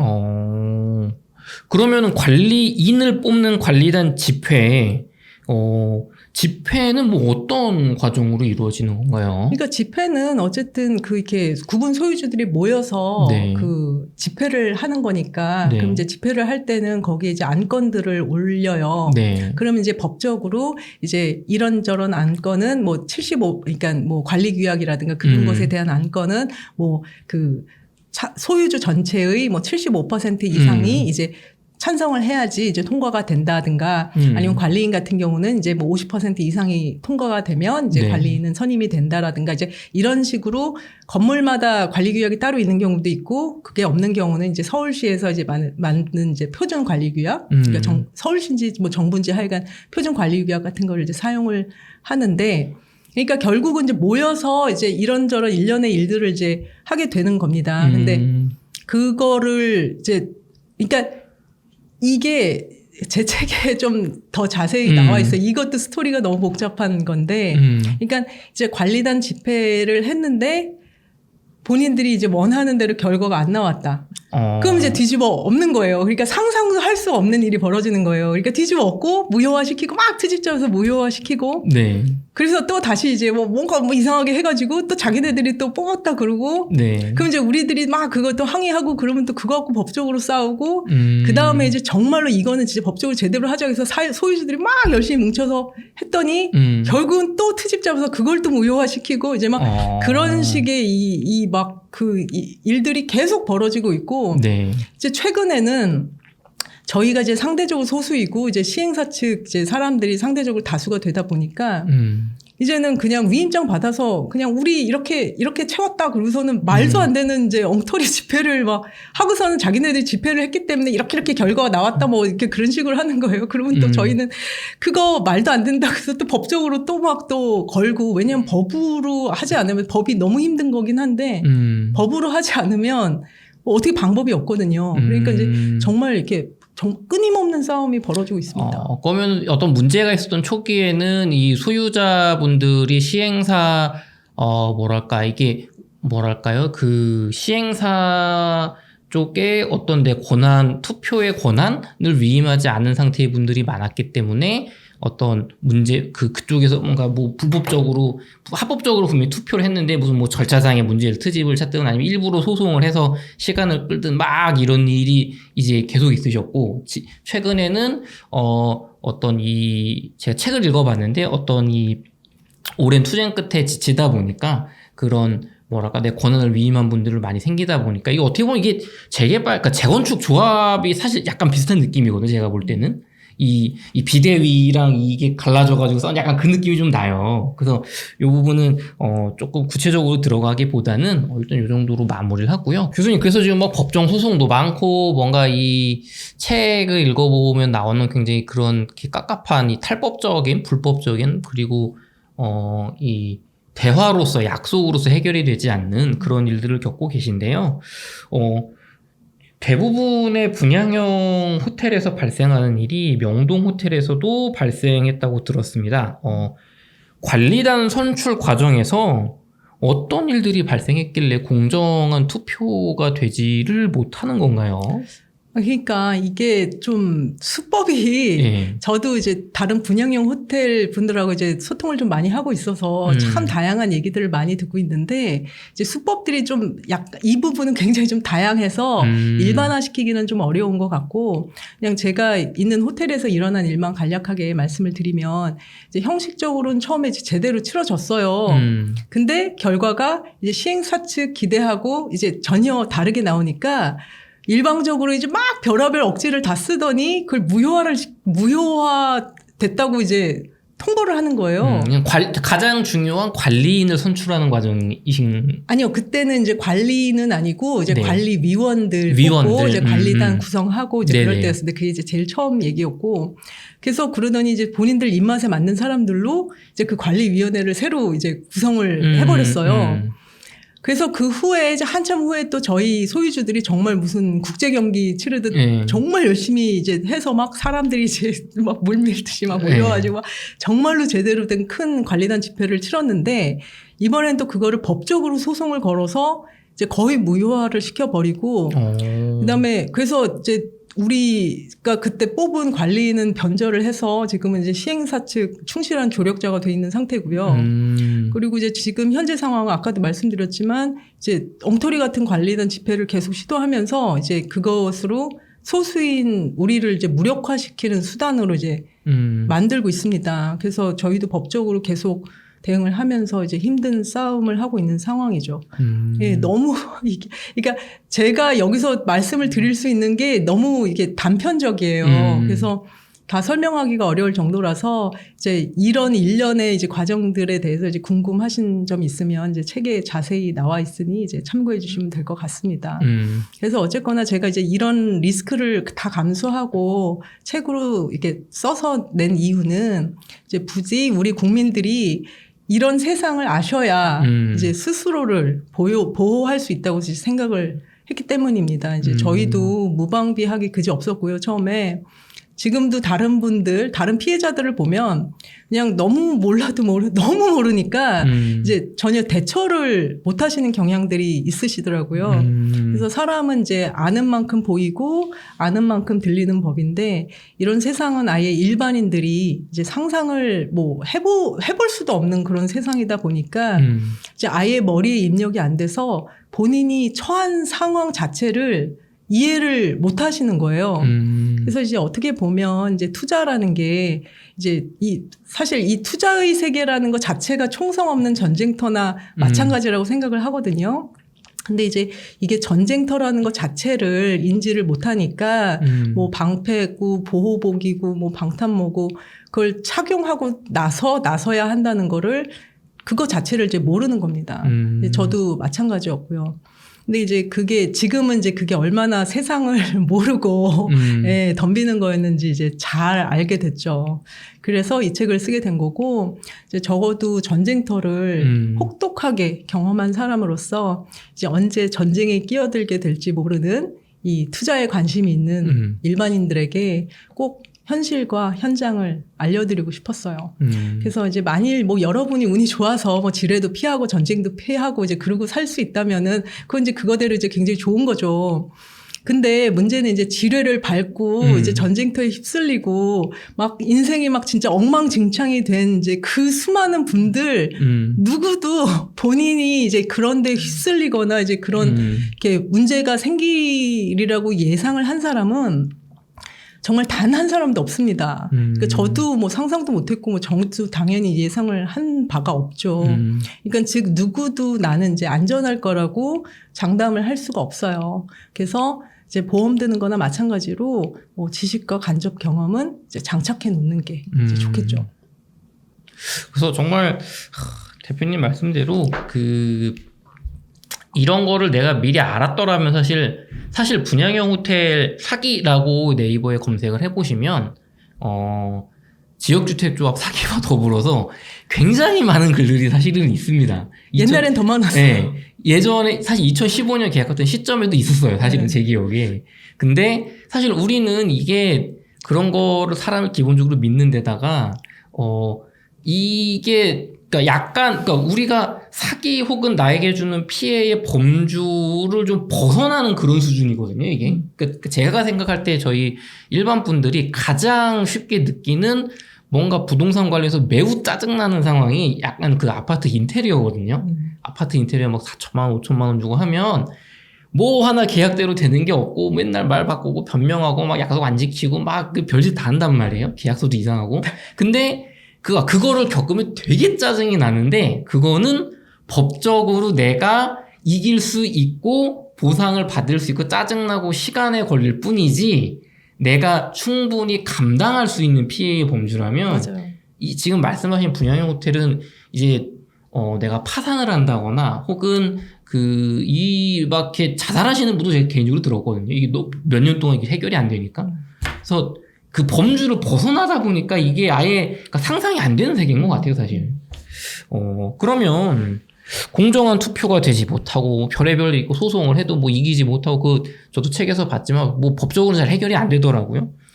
그러면 약속한 임대료를 제대로 지급하지도 않고 운영사도 마음대로 바꾸고 약속을 지키지 않는 현실을 위해서 이제 소유주들이 이런 분양형 호텔의 어떤 ABC로 뭉치지 않습니까? 야, 이거 뭐 문제가 있다. 해결을 하자. 그렇죠.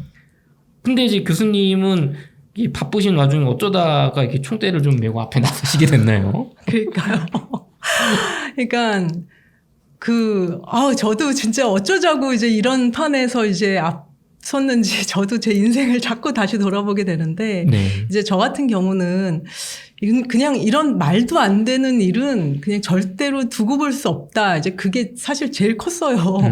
그래서 저는 이제 교수라는 직업상 이제 공부하는 게 업인 사람이기도 했으니까 이제 조금 리서치를 해보니까 제가 처한 상황이 생각보다 너무 심각한 거예요. 그래서 게다가 이제 저희가 뭐 처음 피해자도 아니고 지금까지 똑같은 가해자에 의해서 몇십 년 동안 또 계속 되풀이되면서 양산이 된 거를 이제 제가 리서치를 하면서 이제 알게 된 거죠. 게다가 이제 또 보니까 전국 각지에서 우리 같은 사람들이 계속 나오고 있는 거예요. 그래서 이제 이런 거를 이제 사람들한테 이제 알리기 시작했죠. 제가 이제 알게 된 거 이제 네. 리서치해서 이제 이런 그런 자료들 같은 거를 이제 올리기 시작하니까 이제 자의반 타의반으로 이제 점점 앞에 좀 나서게 됐고 뭐 성격 자체가 좀 이렇게 답답하고 이제 뭐 그런 걸 좀 못 참아서 이렇게 총대를 좀 매는 스타일이었어가지고 뭐 어쩌다 보니 맨 앞에 나서서 이제 온갖 총알바지가 되게 되었습니다. 그리고 제가 이제 사람들하고 이제 좀 얘기를 하다 보니까 나중에야 깨달은 건데 이게 제가 미국에서 이제 오래 살다가 왔기 때문일 수도 있겠다라는 거를 알게 됐어요. 이제 한국하고 미국의 문화가 다른 게 참 많은데 미국도 부조리한 면은 많지만 이렇게 남을 속이고 이제 다수에게 막 큰 피해를 입히고 이제 그런 일에 대해서는 굉장히 엄격하고 가차가 없거든요. 근데 한국은 이상하게 이렇게 이런 거에 좀 너그럽다고 해야 하나 이제 뭐 패배주의적이라고 해야 하나 이제 어쨌거나 이렇게 좀 알게 모르게 부조리한 현실에 이제 가랑비 옷 젖듯 좀 무감각하다고 해야 하나 아니면 이제 좀 무기력하다고 해야 하나 그런 면이 있어요. 네, 그래서 제가 계속 한국에서 살았다면 어떨지 모르겠는데 이제 미국에서 오랫동안 사회성을 기르고 이제 돌아온 저한테는 문화 충격 같은 면이 좀 있었죠. 특히 이제 제가 이 호텔을 분양을 받은 후에 벌어진 제가 직접 목격한 일들은 절대로 용납이 돼서도 안 되고 이제 용납은커녕 이제 엄중한 법의 심판을 받고 사회의 응징을 받고 해야 되는 일인데 그게 안 되고 그냥 계속 똑같은 일이 되풀이가 되고 있는 겁니다. 그래서 아마 이런 부조리에 대한 그 체감의 강도가 이제 보통 다른 분들보다 좀 제가 훨씬 컸던 것 같아요. 그래서 그때는 뭐 진짜로 이런 거를 그냥 넘긴다면 제 평생 막 두고두고 후회할 것 같았고, 이제 뭐 내 자신에 대해서 막 떳떳하지 못할 것 같고, 막 그런 생각이 좀 많았고, 뭐 물론 당연히 이제 제 재산도 지켜야 했고요. 그래서 그런데 이제 너무 오랫동안 너무 힘든 개고생길을 이제 걷다 보니까 이제 한편으로는 약간 좀 운명론자 같이 되어버려서 이게 내 운명이 아니었나. 이제 뭐 이런 일련의 경험이 뭐 제가 인생에서 받아들여야 할 뭐 어떤 숙명이었을지도 모르겠다. 막 이제 그런 식으로 좀 스스로를 위로를 하고 있는데 정말로 지옥 같은 경험을 하긴 했지만 그 덕분에 이제 좀 철도 없고 세상 물정 모르고 이제 그러던 제가 이제 사람도 많이 되고 그릇도 좀 많이 커진 것 같고 무엇보다도 이제 인생에 대한 맷집이 강해졌습니다. 그러시군요. 여기서 또 그 미국과의 문화 차이도 있고 이 미국에서의 문화라면 아니 이런 거는 이렇게 오랜 기간 다수에게 피해를 주는 게 법적인 처벌을 안 받는 건 말이 안 돼 라는 그런 일들이 우리나라에선 벌어지고 있는데 이게 내가 직접적인 관계자다 보니까 그럼 내가 나서서 이걸 해결해야겠다. 적어도 우리 호텔은 그 정도로 이렇게 뭐 제가 거창한 생각을 한 건 아니고요. 네. 근데 어쨌든 저는 이제 지식을 가지고 있으니 그 지식을 어떻게든지 사람들한테 알려줘서 이 사람들이 그 지식을 가지고 깨어서 함께 그러니까 함께 뭔가를 해결을 해야지 되지 않겠는가라고 생각을 한 게 이제 출발점이었어요. 어떻게 보면 굉장히 교수님 같은 그런 시각이었던 것 같아요. 네. 그렇죠? 그래서 교수님이 이제 총대를 메고 이제 뭔가 해결을 위한 뭐 소유자 모임도 만들고 뭔가 이제 활동을 시작을 하셨잖아요. 근데 교수님의 학교로 각종 험담 전화가 걸려오고 온갖 공격과 괴롭힘이 있었다고 책에서 제가 봤는데 아니 근데 계약을 지키지 않고 임대료를 장사가 잘 되는데도 주지 않는 건 이제 운영사인 거잖아요. 근데 사실은 이런 연락과 괴롭힘을 하는 게 운영사가 아니라 기존 소유주분들이었다라는 내용이 있었는데 아니 지금 똘똘 뭉쳐가지고 우리 이거 왜 돈 안 줘요 빨리 이거 내 권리를 돌려줘요라고 해야 되는데 왜 서로 분열을 하고 싸우게 되나요? 그러니까 이렇게 소유주들끼리 분열되게 하는 거는 이런 이제 시행사나 운영사 이게 그 소유주들의 뭐 적분이라고 할 수 있죠. 이런 사람들한테 있어서는 그냥 이것도 기본값이에요. 그러니까 전쟁을 할 때에 적군들이 분열돼서 자기들끼리 싸우는 것만큼 쉬운 게 어디 있겠어요. 그래서 그렇죠. 그냥 일단은 그런데 이제 소유주들의 분열은 이제 두 가지로 나눌 수가 있는데 이제 하나는 업자들에 의한 이제 전략에 의해서 이제 분열이 되는 거 하고 그 다음에 하나는 이제 소유자들 그냥 내부 원인에 의한 분열로 나눠질 수 있다고 보여져요. 그래서 이제 첫째는 일단 업자들이 이런 소유자들 등치는 이제 게임을 할 때 소유주들 사이에 이제 프락치부터 심어놓고 시작을 합니다. 그러니까 어떻게 그럴 수가 있어. 이제 그렇게 생각을 하실지 모르지만 그건 정말 일반인들의 생각이시고요. 그냥 그런 게 아니라 이건 그냥 당연한 기본이라고 보시면 돼요. 그래서 어차피 시행사 소유분이라는 게 이제 뭐 드러나 있든 숨어 있든 어쨌든 있지 않습니까? 네. 그럼 이제 그 지분의 소유자가 있을 것이고 그럼 그 지분의 소유자들은 당연히 시행사를 위해서 움직이겠죠. 그래서 이제 뭐 여기에서 시행사라고는 하지만 뭐 이제 운영사, 시공사 뭐 이제 이런 업자들을 이제 통칭해서 이제 시행사라고 할게요. 그리고 이제 약점이 될 만한 소유자들을 찾아내서 회유를 하는 경우도 많습니다. 그러니까 약점이 없으면 사실 회유될 일이 없죠. 근데 제일 큰 약점은 역시 돈이고 그리고 내 이익만 생각하는 이기심도 약점이 될 수 있다는 걸 제가 여기서 봤습니다. 그러니까 당신 재산은 내가 어떻게 해서든지 보전해 줄게. 손해 안 보게 해 줄게. 이제 뭐 그렇게 한다든지 모종의 뒷거래로 당신은 임대료를 지급해 줄게.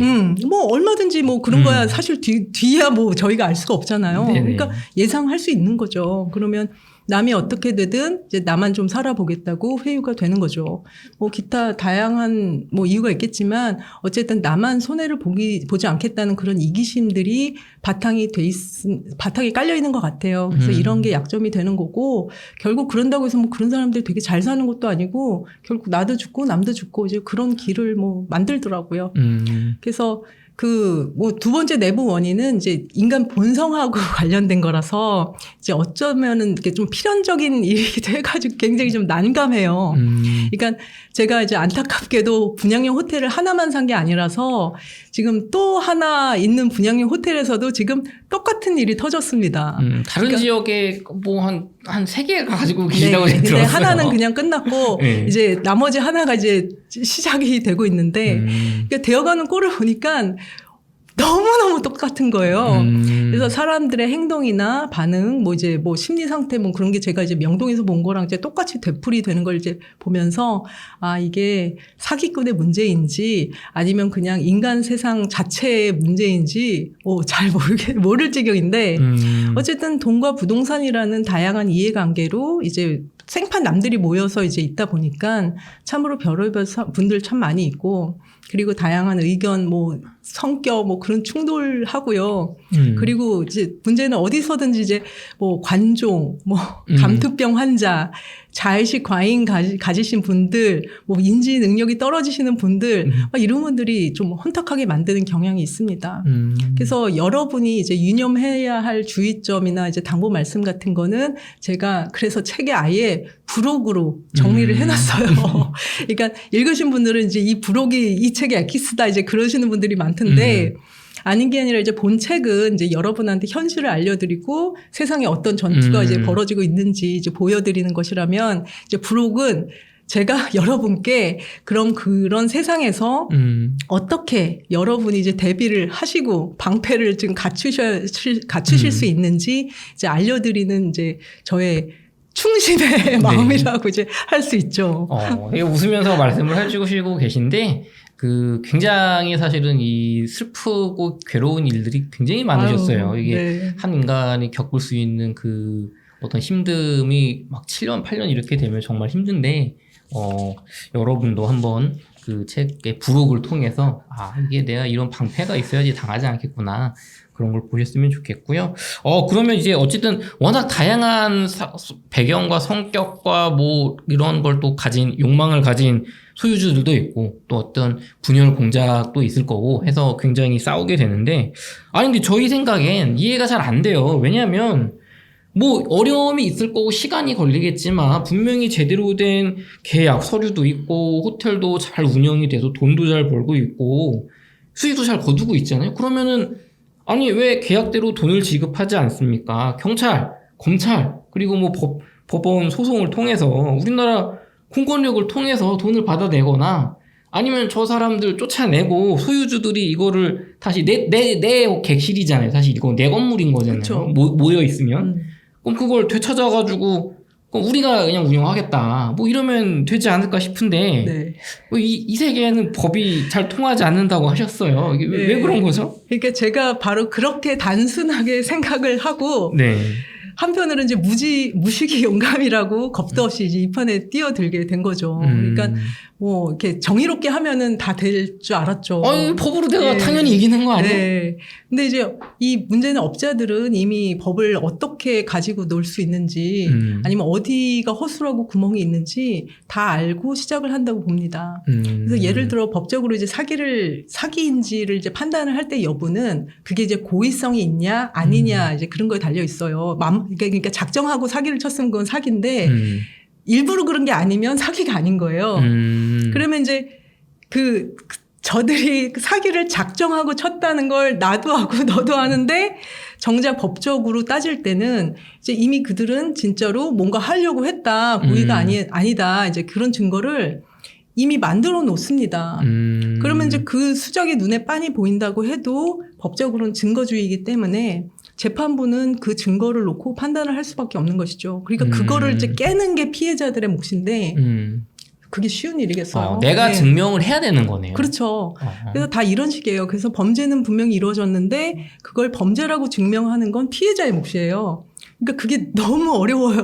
그래서 게다가 이제 범죄자들도 그냥 가만히 있는 게 아니라 그냥 온갖 거짓말, 뭐 허위 서류 그런 거 동원해서 방어를 하거든요.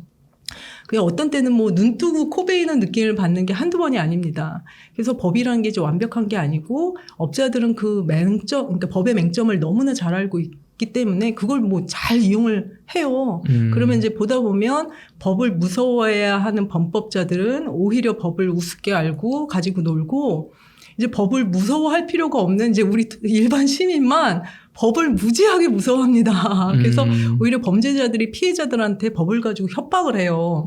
그럼 또 이제 우리 같은 토끼 같은 이제 우리 일반인들은 무서워해요. 이제 그런 일들이 진짜로 벌어집니다. 그리고 이제 법으로 한다 해도 소송이라는 것 자체도 사람 피를 말리고 무엇보다 이제 일반인들이 대응을 하는 게 굉장히 어려워요. 그러니까 변호사를 선임한다고 해도 우리가 뭘 알아야지 이제 제대로 할 수가 있는데 이제 저희 그 명동 같은 경우도 이제 소유주 중에 법에 정통한 이제 분이 계셔서 그분이 정말 죽어라 뛰고 계시거든요. 이건 그 덕분에 저희도 이제 이 정도로 대응을 하고 있는 거지. 뭐 법이고 뭐고 문외한인 그 우리 일반인들이 뭔가를 하는 거는 참으로 어려운 일입니다. 게다가 이제 뭘 하든 돈과 인력, 시간 뭐 그런 게 다 필요하고요. 그리고 이제 무엇보다 소송으로 가면 이제 민사든 형사든 몇 년 가는 건 거의 다반사라 이제 그걸 진행하면서 준비한다는 건 이제 끝없는 인내와 비용을 요구를 하죠. 근데 그럼에도 불구하고 결국은 법을 통하지 않으면 아무것도 되지는 않습니다. 그러니까 뭐 법이라도 없으면 그저 무력, 막 불법, 막 탈법 이런 게 이제 판을 치게 되겠죠. 그래서 제가 책에서 전해드리는 게 바로 이제 그런 정글과 같은 현장이죠.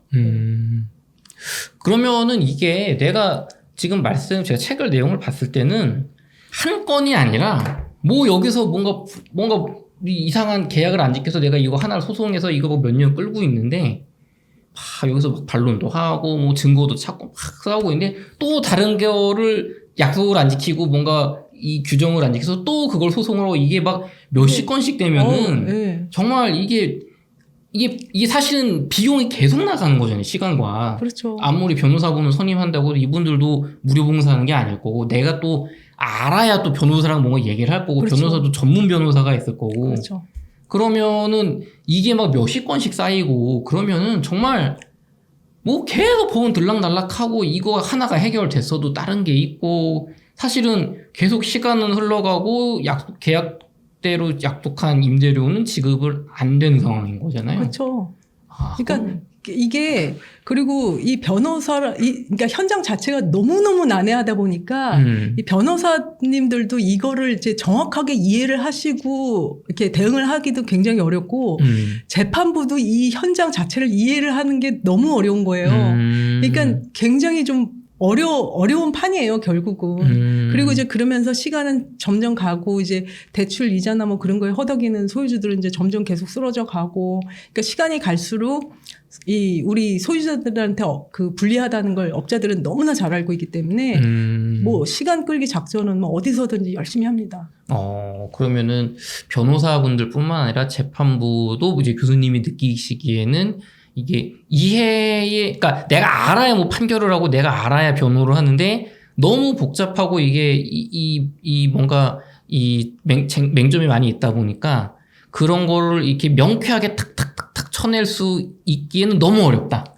그렇죠. 그래서 이제 그게 그러니까 재판에 따라서 다 다르고 그렇긴 한데 어쨌든 그 이해도 자체가 굉장히 달라요. 그래서 이제 운 좋게 이런 거를 딱 보고서는 이제 꿰뚫어 주시거나 뭐 꿰뚫는 것까지는 바라지 않아도 이해를 하고 이제 상황이 어떻게 됐다 아니면은 지금까지 전국에서 분양형 호텔이 굉장히 문제가 많다 뭐 그런 사전 기본 정보라도 알고 계시거나 이제 그런 분들이 계시다면 이제 조금 더 이해도가 높아지시긴 하겠지만 사실 이 세상에 수많은 그 사건들이 얼마나 다양한 스토리들이 많겠어요. 그러니까 그런 거를 다 이해를 어떻게 하겠습니까? 법관들도 인간이고 변호사도 인간인데. 그러니까 이제 그런 부분에서 굉장히 어려움이 많은 거죠. 그래서 어쨌든 이렇게 소송을 통해서 우리가 생각하는 것처럼 아름답게 한 1, 2년 이렇게 투쟁하다 보면 모든 게 정리가 되고 정의는 승리하는 그림은 이제 대부분의 알고 계신 분양형 호텔에서는 일어나지 않는다. 아니 뭐 그렇게 단정적으로 또 부정적으로 얘기하고 싶지는 않고요. 네.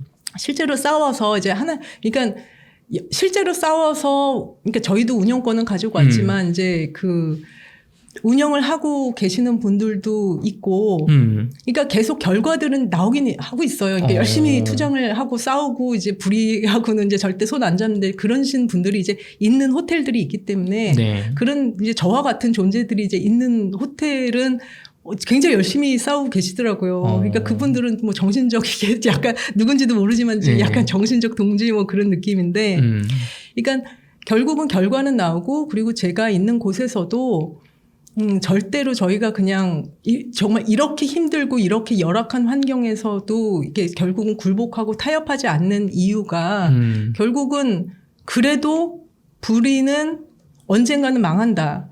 그리고 정의는 언젠가는 이긴다. 그리고 사필 규정 모든 것은 정말 올바른 방향으로 갈 것이다라는 믿음을 갖고 있기 때문에 이제 이렇게 버틸 수 있는 겁니다.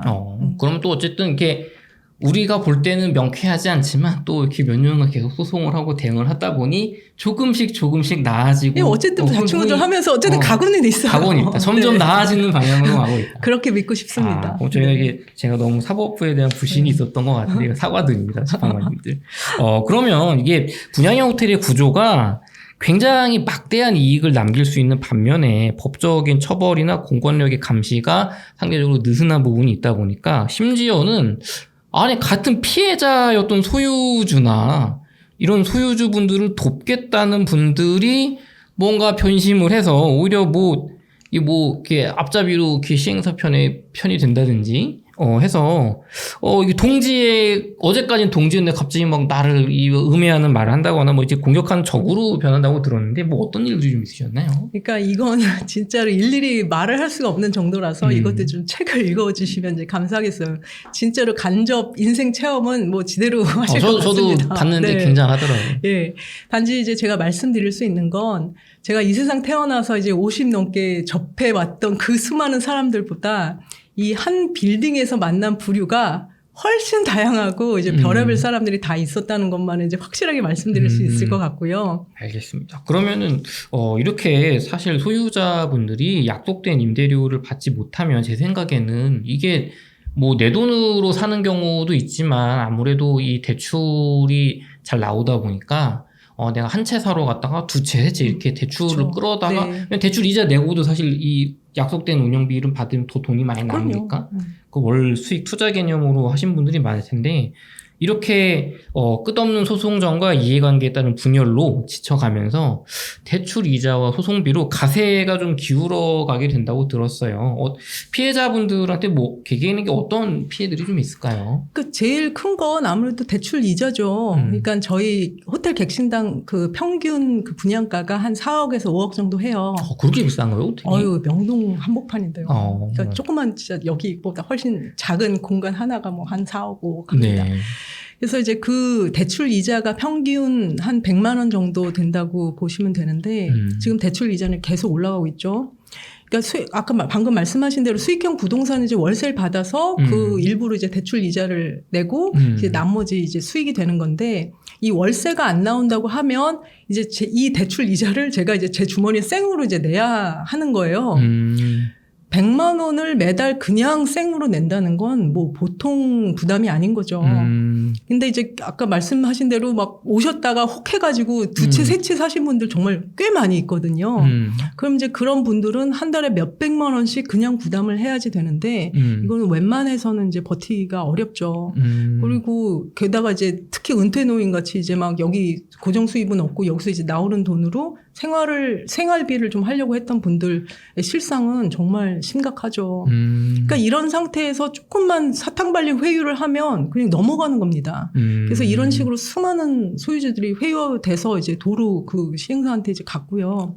그러면 그렇다고 해서 거기 도로 간 사람들이 잘 먹고 이제 해피엔딩으로 끝나냐? 아닙니다, 절대. 아, 그게 아닌가요? 네, 그냥 결국 수익금 제대로 못 받고 뭐 서류로 발목만 잡힌 채로 막 있어요. 그러니까 이제 뭐 그리고 이제 그 외에 이제 세금도 많이 나오고 요즘 재산세는 거의 폭탄 수준입니다. 뭐 장난 아니에요. 아, 이게 또 재산이니까 어쨌든 또 세금도 계속 나가겠네요. 네, 게다가 이제 명동이 그 땅값이 또 천정부지로 올랐지 않습니까? 그러니까 이제 저희는 체감 전혀 못하고 아무런 의미가 없는데 세금만 지금 이제 올라가고 있는 상황이라서 이제 그렇기도 하고 뭐 관리비로 압박을 하기도 하고요. 뭐 하여간 여러 가지 다양합니다.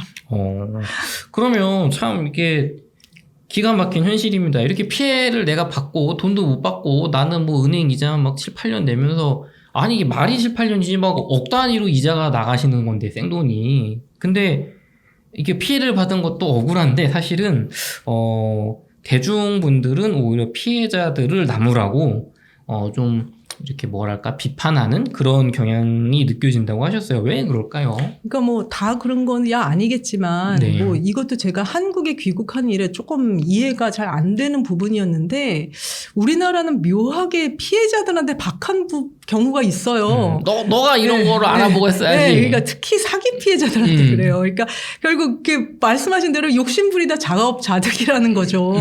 그러니까 물론 사기라는 게 이제 사람의 욕망과 욕심을 노리는 거는 이제 맞습니다. 근데 아까도 설명드린 것처럼 이제 이게 뭐 이런 분양형 호텔은 사람들이 막 과욕을 뭐 부렸다 할 정도의 터무니없는 조건도 아니고 이제 제가 이제 많은 사람들 다 이제 보지 않았습니까? 근데 이 사람들이 원한 건 뭐 고수익도 아니고 1억 천금도 아니에요. 그냥 본인들이 그 모은 피 같은 그 목돈, 종잣돈 이런 거를 그냥 어떻게든 까먹지 않고 안정적인 고정 수입을 원한 것 뿐인데, 근데 이제 사람들이 요즘 이제 7% 수익이 어딨냐, 뭐 이제 당한 놈이 바보다, 왜 그걸 모르냐, 이제 등등 이제 막 피해자들을 나무라는 분들이 이제 댓글 같은 거 보면은 이제 더 많으시고, 근데 제 책을 읽어보시면 이런 말도 안 되는 판을 깐 게 누구인지, 단지 이게 왜 단지 개개인들의 문제가 아닌 사회 구조적인 문제인지를 아시게 될 겁니다. 이제 이 분양형 호텔만 해도 이제 피해자가 수만 명이고 이제 피해 액수는 그냥 추정 조 단위예요. 그러면 이걸 단지 욕심부리다 사기꾼한테 걸린 것만으로 치부해서는 그 아무것도 개선되지도 않고 해결되지도 않는 거죠. 그러니까 나는 이런 피해자는 절대 되지 않는다. 막 그런 교만함부터 버려야지 이제 안전한 투자를 할 수 있다고 생각합니다. 저는 그 시청자분들한테 좀 드리고 싶은 말씀이 저희 우리나라의 전세 사기가 굉장히 최근에 더 급증을 했어요. 사실 10년 몇 년 전부터 있던 수법인데 그게 제대로 된 법적 보완이나 처벌이 되지 않다 보니까 점점 대담해져서 이게 걷잡을 수 없이 이제 피해액이 늘어나고 있거든요. 그러다 보니까 이제 국토교통부에 이게 공론화가 되면서 또 이제 기자님들이나 변호사님들이나 피해자분들이 뭔가 이슈화를 하는 성공을 해서 이제 국토부에서도 법적 보완을 하기 위해서 굉장히 노력을 하고 있죠. 그러니까 이 분양형 호텔이라는 거의 피해자분들을 나무라는 거를 뭐 제가 감정적으로는 그럴 수도 있다고 생각을 해요. 아이 뭐 욕심부리다 그렇게 된 거 아니야. 너가 조심했어야지. 근데 그게 그렇게 해서는 해결이 안 된다는 겁니다. 결국에. 이게 사실은 뭐 1, 2년의 문제가 사실 아니잖아요. 10년이 넘게 반복되는 건데. 그렇죠. 예. 그래서 그런 의미로 좀, 피해자분들을 나무라시기보다는, 이쪽 구조를 조금 아시면 정말 이게 교묘해요. 정말 교묘해요. 작정하고 벌리는 거에 일반인들이 그러니까 당해내기는, 그러니까 그거를 정말 어려워요. 예. 이게 되게 어떻게 보면 사실 교수님도 굉장히 엘리트 코스를 밟으신 분이잖아요. 이렇게 어떤 학력적인 부분에 있어서, 그리고 커리어적인 면에 있어서, 그리고 이런 피해자분들도 뭐 어디 뭐 이렇게 공직이 계셨다거나 굉장히 이렇게 뭐랄까 사회적으로 지위도 있고 경험도 많으신 그런 분들도 많으신데 그냥 홀라당 넘어가는 분들이 많다고. 저희 실제 피해자들 중에는 변호사들도 계세요. 판사 출신 변호사도 계시고요. 아, 그래요? 속절 없습니다. 그러니까 이게 다 아는 게 아니죠. 이 세상 모든 것을 그쵸. 다 아는 게 아니잖아요. 그러니까 그 맹점을 찾아서 교묘하게 하는 업자들을 당해낼 수 있는 사람은 판사가 됐든 검사가 됐든 별로 없어요. 제가 보기엔 그렇습니다. 그래서 참 이렇게 내가 피해를 받은 것도 억울한데 해결도 잘 안 되고 또 가끔 가다가는 또 욕심 부려서 그렇지 비판도 받는 참 힘드실 텐데요. 분양형 호텔의 이런 피해자분들이 말씀하신 것처럼 피해금 조단이 전국에 수만 명이 있다고 뭐 협회까지 있다고 저는 알고 있어요. 제대로 아직 이슈화가 되지 않았는데 분양형 호텔을 내가 저희 웅달책방 시청자분들 중에 50대 분들이 꽤 많으시거든요. 40, 50대 분들이. 이 나이대가 보통 중요한 나이대입니다. 좀 젊은 20, 30대는 이 아파트 막 갭 투자해서 막 크게 벌어야지 이쪽이 많이 가는데 은퇴 나이대 분들이 사실 관심이 많아요. 이쪽에. 그리고 그런 분들이 제일 취약해요. 이런 거에 정말 아셔야 됩니다. 그러니까 이런 내가 분양형 호텔을 분양받을까라고 고민 중이신 저희 시청자분들을 위해서 진심 어린 조언 하나 부탁드리겠습니다. 네, 아까도 말씀드렸지만 저는 일단은 수익형 부동산 투자자예요. 그래서 비노동 수입의 파이프라인 만드는 것에 항상 관심이 많고 제 책에도 보시면 이제 그런 게 나와 있는데, 그리고 특히 이제 저도 50대지만 이제 50대 뭐 이제 접어들기 시작하면 슬슬 이제 내가 은퇴를 하거나 뭐 명퇴를 하든 뭘 하든 일을 이제 더 이상 할 수 없을 때를 대비한 것에 대해서 굉장히 심각하게 고민을 하시는 시기가 되거든요. 근데 이제 문제는 고민은 하는데 지식이 없으니까 이제 이런 하이에나들의 먹이가 되는 확률이 훨씬 더 높아지게 되는 겁니다. 어쨌든 돈은 있고 뭐는 잘 모르고 우리가 남한테 이제 뭐 이게 그냥 남의 말 듣고서 이제 하다가 이제 그거 하게 되는 건데, 이제 저 같은 경우는 이제 이 호텔을 사기 전에도 이제 비노동 수입원이 있었기 때문에 이제 이런 세월을 지나면서도 이제 굴하지 않고 싸우고 이제 버텨낼 수 있었다고 생각을 해요. 돈이 나는 교수님의 월급보다 많이 나오는 구조가 이미 있었기 때문에 투쟁할 이 에너지가 그렇죠. 자금이 있었다. 그러니까 왜냐하면 제가 사실 이걸 하다가 병이 악화돼서 결국 교수까지 그만둘 정도까지 됐지만 제가 만약에 그러니까 이 생업에만 목을 메고 막 아무것도 할 수가 없었다면 제가 너무 건강이 악화돼서 이거는 뭐 더 이상 어떻게 할 수도 없었어요. 그러니까 그냥 생각한다면 아니 이 호텔 일을 그만두지 왜 교수를 그만둬라고 생각을 하시겠지만, 저도 당연히 그죠. 만약에 두 개 중에 선택지가 있었다면 저는 당연히 교수 선택하고 이런 것들은 당장 이제 때려치고 차라리 도망가고 싶죠. 근데 건강이 너무 악화가 돼서 이 일하고는 상관없이 더 이상 교수를 할 수가 없는 정도까지 악화가 됐었기 때문에 그러니까 저는 사실 그때 선택권이 없었어요. 그냥 쉬는 거 외에는 방법이 없었는데 이제 그렇게 되었을 때 제가 만약에 어떤 일이 벌어져도 나는 내 생존의 위협을 받지 않는다는 그런 자신감이 있었던 거죠. 결국은 네가 아무리 나를 탄압을 하고 네가 나를 아무리 괴롭혀서 내가 모든 것을 못하게 만들어도 나는 내가 생존은 해나갈 수 있다는 그런 먹고 살 돈이 있어. 그러니까 뭐 그렇게까지 교만한 건 아닌데 어쨌든 그런 거가 이제 저를 보호막이 돼준 거죠. 결국은. 그래서 그러니까 이제 결국 다른 분들 보면 그런 생존의 위협을 느끼시는 분들이 결국 버티질 못하고 굴복하고 타협하고 이제 그렇게 되는 거기도 하고, 한편으로는 근데 이제 분명히 보면 생존의 위협을 받는 게 아닌데도 이제 불의하고 손잡고 회유당하고 막 자신의 이익을 위해서 막 별의별 짓을 다 하는 사람들이 있어요.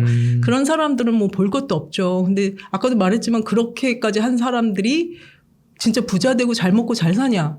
절대 그렇지가 않거든요. 제가 그냥 계속 저는 뭐 현장에서 계속 목격을 하면서 살고 있는 사람이니까. 그래서 그리고 이제 생존에 큰 위협을 느끼면서도 이제 결코 이제 불의와 타협을 하지 않으시는 분들도 계시죠. 그런 분들은 이제 제가 굉장히 존경을 하는 분들인데, 그래서 어쨌든 우리는 투자는 꼭 해야지 됩니다. 저는 이제 그것에 대해서는 굉장히 이렇게 뭐 신념이라고 해야 하나 이제 강하게 생각을 하고 있어요. 우리가 혹시라도 일을 할 수가 없게 되는 상황이 됐을 때 내 대신 일을 하고 수입을 창출해낼 수 있는 자산은 꼭 만들어야 합니다. 근데 이제 분양형 호텔을 분양받을까 이제 고민을 하고 계신 분들이 계시다면 이제 제가 할 말은 이제 딱 하나입니다. 하지 마세요. 네. 그러니까 사실 제가 분양을 받을 때만 해도 이제 이런 호텔에 대한 정보가 뭐 거의 없었거든요. 근데 지금 이제는 뭐 꽤 실상이 알려졌는데도 이제 아직도 전국 곳곳 어디 이제 다니다 보면 이제 수익형 호텔, 뭐 수익형 레지던스 이제 그런 분양 현수막하고 이제 광고들이 막 붙어 있습니다. 그리고 얼마 전에도 제가 이제 저하고 친한 동생이 이제 부모님이 강원도에 계시는데 이제 거기 좀 그냥 놀러 갔어요. 근데 그분들이 이제 근처에 생긴 분양형 호텔을 분양을 받고 싶어서 막 안달을 하시는 거예요. 그래서 이제 저희까지 이제 분양 그 사무소에 데리고 가서 이제 분양팀 설명을 듣게 하는 거예요. 이게 이제 보니까 이분들 마음이 이미 갔어요. 그쪽으로 이제 있는 돈 없는 돈 다 털어서 그걸 사가지고 이제 연금처럼 노후 대비를 하는 거에 이제 마음이 이제 기울고 있었던 거예요.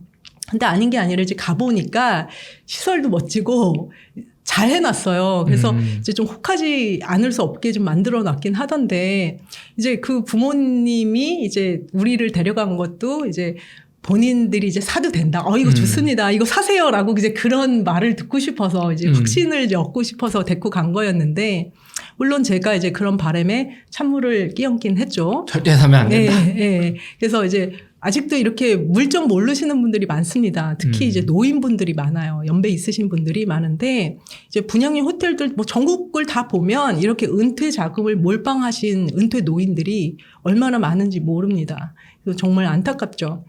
근데 이제 뭐 제 책을 읽어보시면 분양형 호텔의 이제 정확한 문제점과 이제 여러분이 가지셔야 할 마음가짐, 뭐 분양팀이나 기타 이제 이런 여러 가지 그 실상 같은 걸 확실하게 아실 수가 있는데요. 종잣돈이 있으시면 투자할 곳은 많이 있습니다. 이제 물론 뭐 괜찮은 분양형 호텔이 있을 수도 뭐 모르죠. 있을지도 모르죠. 근데 저는 이제 회의적이긴 한데, 근데 어쨌거나 굳이 이렇게 많은 문제가 많은 부동산을 이제 분양받아서 잘못하면 이제 내가 내 인생의 헬게이트에 발을 들여놓을 수 있는 이 리스크를 안아가면서까지 투자를 해야 할 이유는 사실 제가 잘 모르겠습니다. 이제 몰라서 발을 들여놓는다면 이제 어쩔 수가 없는 건데, 사실 웅달 책방에서도 그래서 여러분한테 경고를 좀 하고 실상을 알려드리려고 이제 저를 초대한 거 아니겠습니까? 네. 예. 그래서 뭐 어떤 액션을 뭐 하기로 결정하든 안 하기로 결정하든 이제 그것보다는 정확한 지식 위에서 스스로 결정을 하는 게 중요하기 때문에 이제 제가 알려드리는 경험이 이제 여러분들께 이제 의미를 가지게 되는 걸 겁니다. 이제 저는 인생에서 이제 투자는 꼭 해야 한다고 생각하는 사람이고, 실제로 뭐 제가 열심히 만들었던 투자 자산이 저를 보호해 줬습니다. 이제 그게 없었다면 저는 이제 뭐 건강도 잃고 막 이제 재인 재정 막 파탄 나고 이제 그렇게 돼서 뭐 정말 지금은 만신창이가 돼서 뭐 빠져나올 방법이 없었을지도 모르죠. 그래서 이제 근데 이제 투자는 잘 해야 합니다. 이게 너무나 당연한 말인데도 쉬운 얘기가 아니에요. 그래서 뭐 이렇게 예를 들어서 그거 하지 마 한다고 낱말 듣고서 투자 안 하실 건가요? 아니면은 그거 괜찮으니까 하라고 이제 그런다고 해가지고 그거를 투자를 하겠냐고요. 그러니까 투자는 그렇게 하면 정말 큰일 나고요. 이제 결국은 제가 알고 판단을 이렇게 정확하게 하고 중심을 잘 잡고서 투자를 해야 하는 거죠. 이제 스스로가 공부를 안 하고 이제 낱말만 듣고 뭔가 하거나 뭐 안 하거나 하다가 망하게 되곤 하죠. 그러면은 이제 결국에는 분양형 호텔은 하지 마시고 다른 투자 수단을 공부해 보셔라라는 얘기인데. 뭐 결론은 그렇습니다. 굳이 뭐 이것까지 이렇게 관심을 가지시진. 그러니까 여기에 계신 분들한테 허심탄회하게 말씀드리면 분양형 호텔까지 이렇게 관심을 가지실 필요는 없을 것 같다. 아니 관심은 가지시죠. 이렇게 그래서 정확하게 실상을 알아야지 할지 말지를 결정을 하시죠. 그러면은 저는 조금 이제 시청자분들 입장에서 질문을 드려볼게요. 그래요. 그 분양형 호텔이라는 거에 대해서 제가 교수님 책도 읽어보고 동영상도 오늘 보니까 이게 참 리스크가 굉장히 많은데 돈을 다 날릴 수 있고 계속 고통을 받을 수도 있는 구조의 투자인 것 같아요. 라서 투자를 안 했어요. 그런데 사실은 우리 은퇴 세대 분들이 사실 막 젊은 사람들 지금처럼 막 공부 많이 하고 이게 쉽지 않거든요.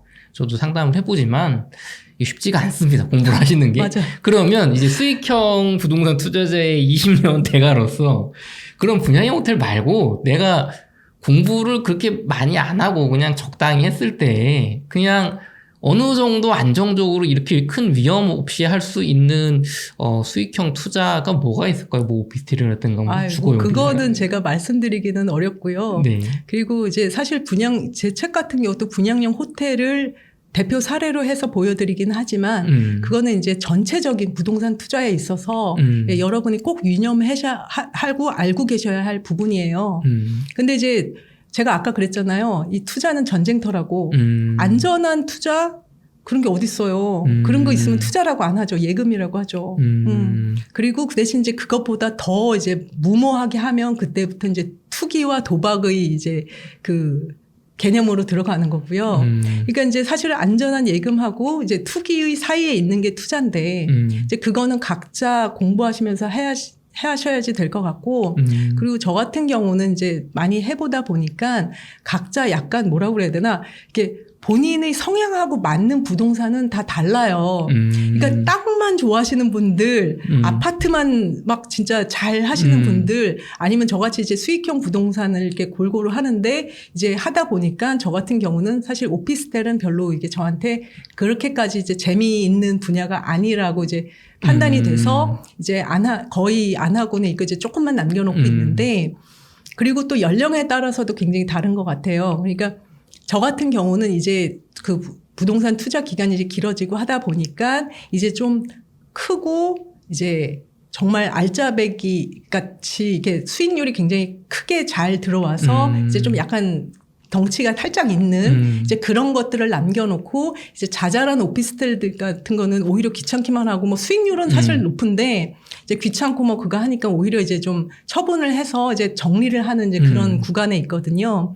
근데 나이가 이제 아직 어리신 분들 그러니까 뭐 20대까지는 저는 뭐 너무 막 그거 하고 싶지 않고요. 지금은 저는 자금의 세태가 막 20대까지 막 뭐 투자하고 뭐 무슨 뭐 만들고 막 자꾸 막 그런 거에 막 너무 그러는 게 사실 그렇게 보기 좋게 느껴지진 않습니다. 왜냐하면 가장 중요한 투자는 자기 자신에 대한 투자거든요. 그러니까 그 많이 정말 투자에 대해서 제대로 말씀을 하시는 분들 보면 결국은 열심히 자기 자신에 대해서 투자를 하고 자기 자신의 가치를 높여서 자기의 그 이렇게 수입을 올리는 거가 가장 큰 자산이라고 얘기를 하고 있고 저도 그렇게 생각을 하고 있어요. 그리고 그걸 가지고 투자를 하는 거지 막 투자에 막 지금 막 거의 뭐 눈이 멀어서 막 진짜 무슨 열풍같이 이렇게 되고 있는 그런 자금의 상황에 대해서는 좀 우려를 좀 느끼고 있습니다. 근데 일단은 본인한테 투자를 먼저 하시고 젊으신 분들은 그리고 이제 그리고 나서 뭐 30대나 뭐 그런 때부터 이제 투자를 하신다 그러면 그때는 이제 작은 거부터 시작을 하셔야겠죠. 그래서 이제 그때 같은 경우에는 뭐 이제 작은 오피스텔 같은 것부터 시작을 해서 이제 한번 그 어떤 그 경력이라고 해야 경험을 이제 쌓아가면서 이제 보시는 게 좋다고 생각은 하는데 그 만약에 이제 나이가 조금 되셨는데도 이렇게 아직 투자의 경험이라든가 이런 거가 이제 없으시다고 그러면 평생 아파트 한 채 살아왔어요. 예, 그러면 이제 그렇다고 그러면 이제 처음부터 막 큰 거에 덤비셨다가 이제 잘못되면 지금 여기에서 이제 분양형 호텔에서 보는 이제 많은 피해자들과 마찬가지로 인생이 망가집니다. 완전히 인생이 망가져요. 그러니까 이제 그런 것들을 조심하시라 이제 말씀을 드리지만 어떤 쪽이 그거하다 말씀드리는 건 뭐 적절치는 않은 것 같습니다. 아, 역시 그 교수님답게 저희가 자주 모시는 실전 투자자분들과는 다르게 굉장히 뭐랄까요. 보통 저희는 이런 걸 원하는 게, 이런 거는 안 됩니다. 그러니까 뭐, 이런 걸 사세요. 막 이런 걸 원하는데, 굉장히 진솔한 얘기, 그리고 뭔가 사업적인 관점의 답변이 아니라 시청자분들을 생각하고, 이게 어떻게 보면 사실 돌고 돌아서 원론적으로 이 답변이 사실은 공부를 하시고 아는 범위에서 내가 투자라는 얘기거든요. 모르면 사실 예금이나 적금이나 연금을 듣는 게 맞는 거죠, 사실은. 내가 그 돈이라도 지켜야 되니까. 그렇죠? 그래서 굉장히 진심어린 조언 해주셨고요. 그럼 정말 마지막으로 네. 이제 정말 마지막 질문입니다. 분양형 호텔을 분양받아서 고통을 겪고 계신 전국의 다른 피해자분들에게 마지막 위로의 말씀 부탁드리겠습니다. 네. 제가 저도 지금 제 코가 석자인 상황에서 이제 위로의 말씀을 이제 드려도 되는지는 모르겠지만 일단 제 책을 최우선으로 읽어주시길 바라는 분들이 바로 이런 분양형 호텔이나 이제 비슷한 수익형 부동산을 구입하고 고통받고 계신 피해자들이거든요. 이게 저희 호텔 소유주나 다른 곳들을 봐도 이제 본인들이 어떤 상황인지를 인지를 못하는 경우가 많습니다. 의외일 것 같은데 정말로 자신이 어떤 상황인지를 몰라요. 그래서 이제 현실 파악을 잘 하시는 분들, 이제 경험이 많은 분들일수록 이제 제 책이 가진 가치를 많이 알아주시고 깊이 새겨주시더라고요.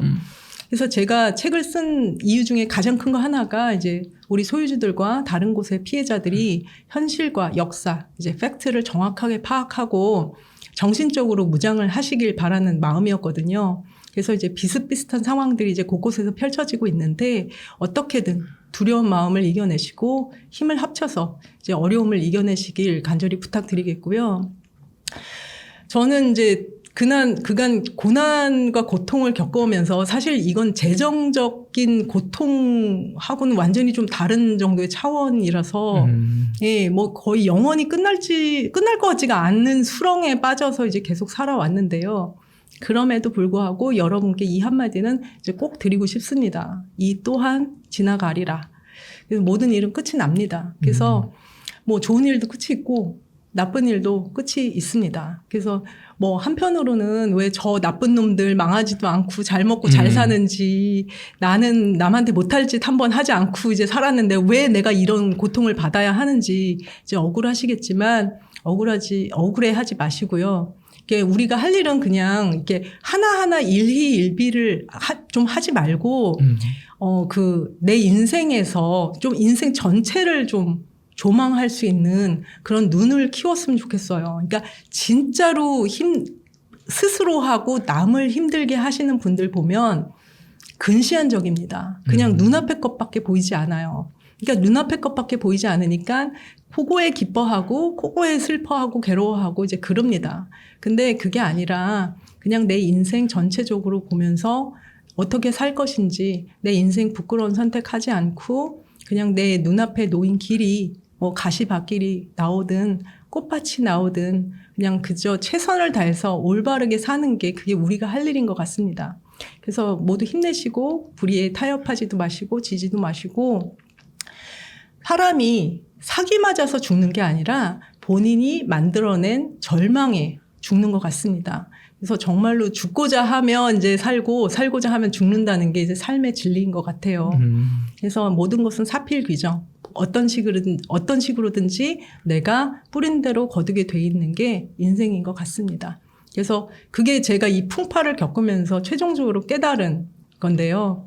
그래서 그리고 이제 투자에 관심 있는 분들께 이제 드리고 싶은 말씀은 모두 부자가 되고 싶고 돈을 벌고 싶겠지만 그 전에 우선 내가 가진 돈과 부에 대한 철학부터 꼭 정립하시길 바랍니다. 이게 돈이라는 게 정말 소금물과 같아서 마시면 마실수록 더 목이 마르다는 얘기를 하죠. 근데 그게 내 인생에 대한 철학이나 뭐 신념, 뭐 목적, 이제 그런 게 없는 그냥 맹목적인 것이라면 더욱 위험하다고 생각합니다. 그게 바로 소금물과 같은 부라고 생각해요. 그래서 돈과 바꿔서는 안 되는 것들을 막 바꾸고 그러다 보니까 세상이 점점 더 혼탁해지고 이제 그러는 것 같은데요. 이제 돈을 버는 것은 인생을 위한 수단이지 목적이 되어서는 안 된다는 걸 다들 머리로야 알죠. 나는 돈을 막 내가 돈을 목적으로 버는 건 아니고 뭐 다들 말은 그렇게 하죠. 근데 많은 분들이 돈을 인생의 목적으로 삼고 있습니다. 그래서 우리나라가 제 체감으로는 특히 더 심한 것 같습니다. 이게 남녀노소를 가리지 않습니다. 그러니까 물론 돈은 필요하죠. 그러니까 투자는 하셔야 하고 내 삶의 존엄성을 지킬 수 있는 정도의 자산, 부는 만드셔야 합니다. 그건 당연한 얘기예요. 근데 단지 이제 우선 인생에 대해서 먼저 생각해보고 내가 왜 돈을 벌려고 하는 건지, 인생을 위한 돈인지, 아니면 내가 혹시 지금 돈을 위한 인생을 살고 있는 것은 아닌지 한번 꼭 깊은 성찰의 기회를 가지시고 투자에 임하시길 부탁드립니다. 알겠습니다. 긴 시간, 역대 최장의 2시간이 지금 넘은 것 같아요. 인터뷰를 진행했는데요. 보통은 제가 이때 클로징 멘트를 합니다. 근데 오늘은 좀 그러지 않고 제가 개인적인 얘기를 좀 시청자분들에게 잠깐 드리고 싶은 게 있어요.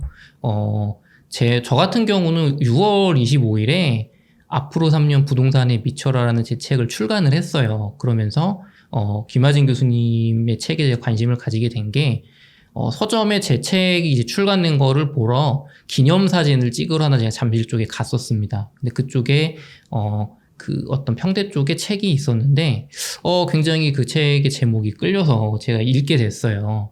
저는, 제 책 내용에 평택에 있는 L 분양형 호텔에 피해를 이렇게 김하진 교수님처럼 당하신 분의 얘기가 제 책에 한 페이지가 실려 있는데 그분이 저의 고객님이에요. 몇 년 전부터 알게 된. 그래서 저는 분양형 호텔의 문제와 피해에 대해서 굉장히, 그러니까 제가 당한 건 아니지만 굉장히 관심이 많았어요. 옛날부터.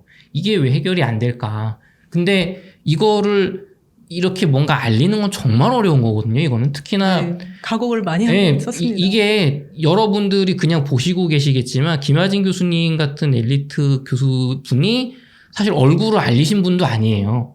비즈니스를 위해서 알리시는 분이 아니고 일반적으로 이렇게 그냥 평상시처럼 사회에서 살아가시다가 이거를 알리기 위해서 내 치부를 다 알리면서 책으로도 내고 지금 용기를 내서 지금 방송에 나와주신 거거든요. 이거는 쉬운 일이 아닙니다. 돈을 벌기 위한 게 아니거든요. 그리고 마찬가지로 웅달 책방의 우리 채널도 그러니까 다른 채널에서 김하진 교수님을 보신 적이 없잖아요. 여러분 이런 분양형 호텔 얘기가 리스크가 있습니다. 쉬운 일이 아니에요. 그래서 이런 방송 기회를 주신 그 웅달님에게도 저 굉장히 감사를 표하고 싶고요. 여러분께서 제가 강하게 말씀드릴게요. 부동산 투자나 주식 투자 같은 투자 활동을 시작하시는 분이시라면 저는 개인적으로 제 책을 사서 보지는 않으시더라도 김하진 교수님의 우리는 왜 부동산 사기꾼에 당할 수밖에 없는가라는 이 책은 꼭 필수적으로 한번 읽어보셨으면 좋겠습니다. 아유, 감사합니다. 네. 오늘 긴 시간 인터뷰 감사했고요. 교수님 또 다음에 뵙겠습니다. 네, 고맙습니다. 네, 수고하셨습니다.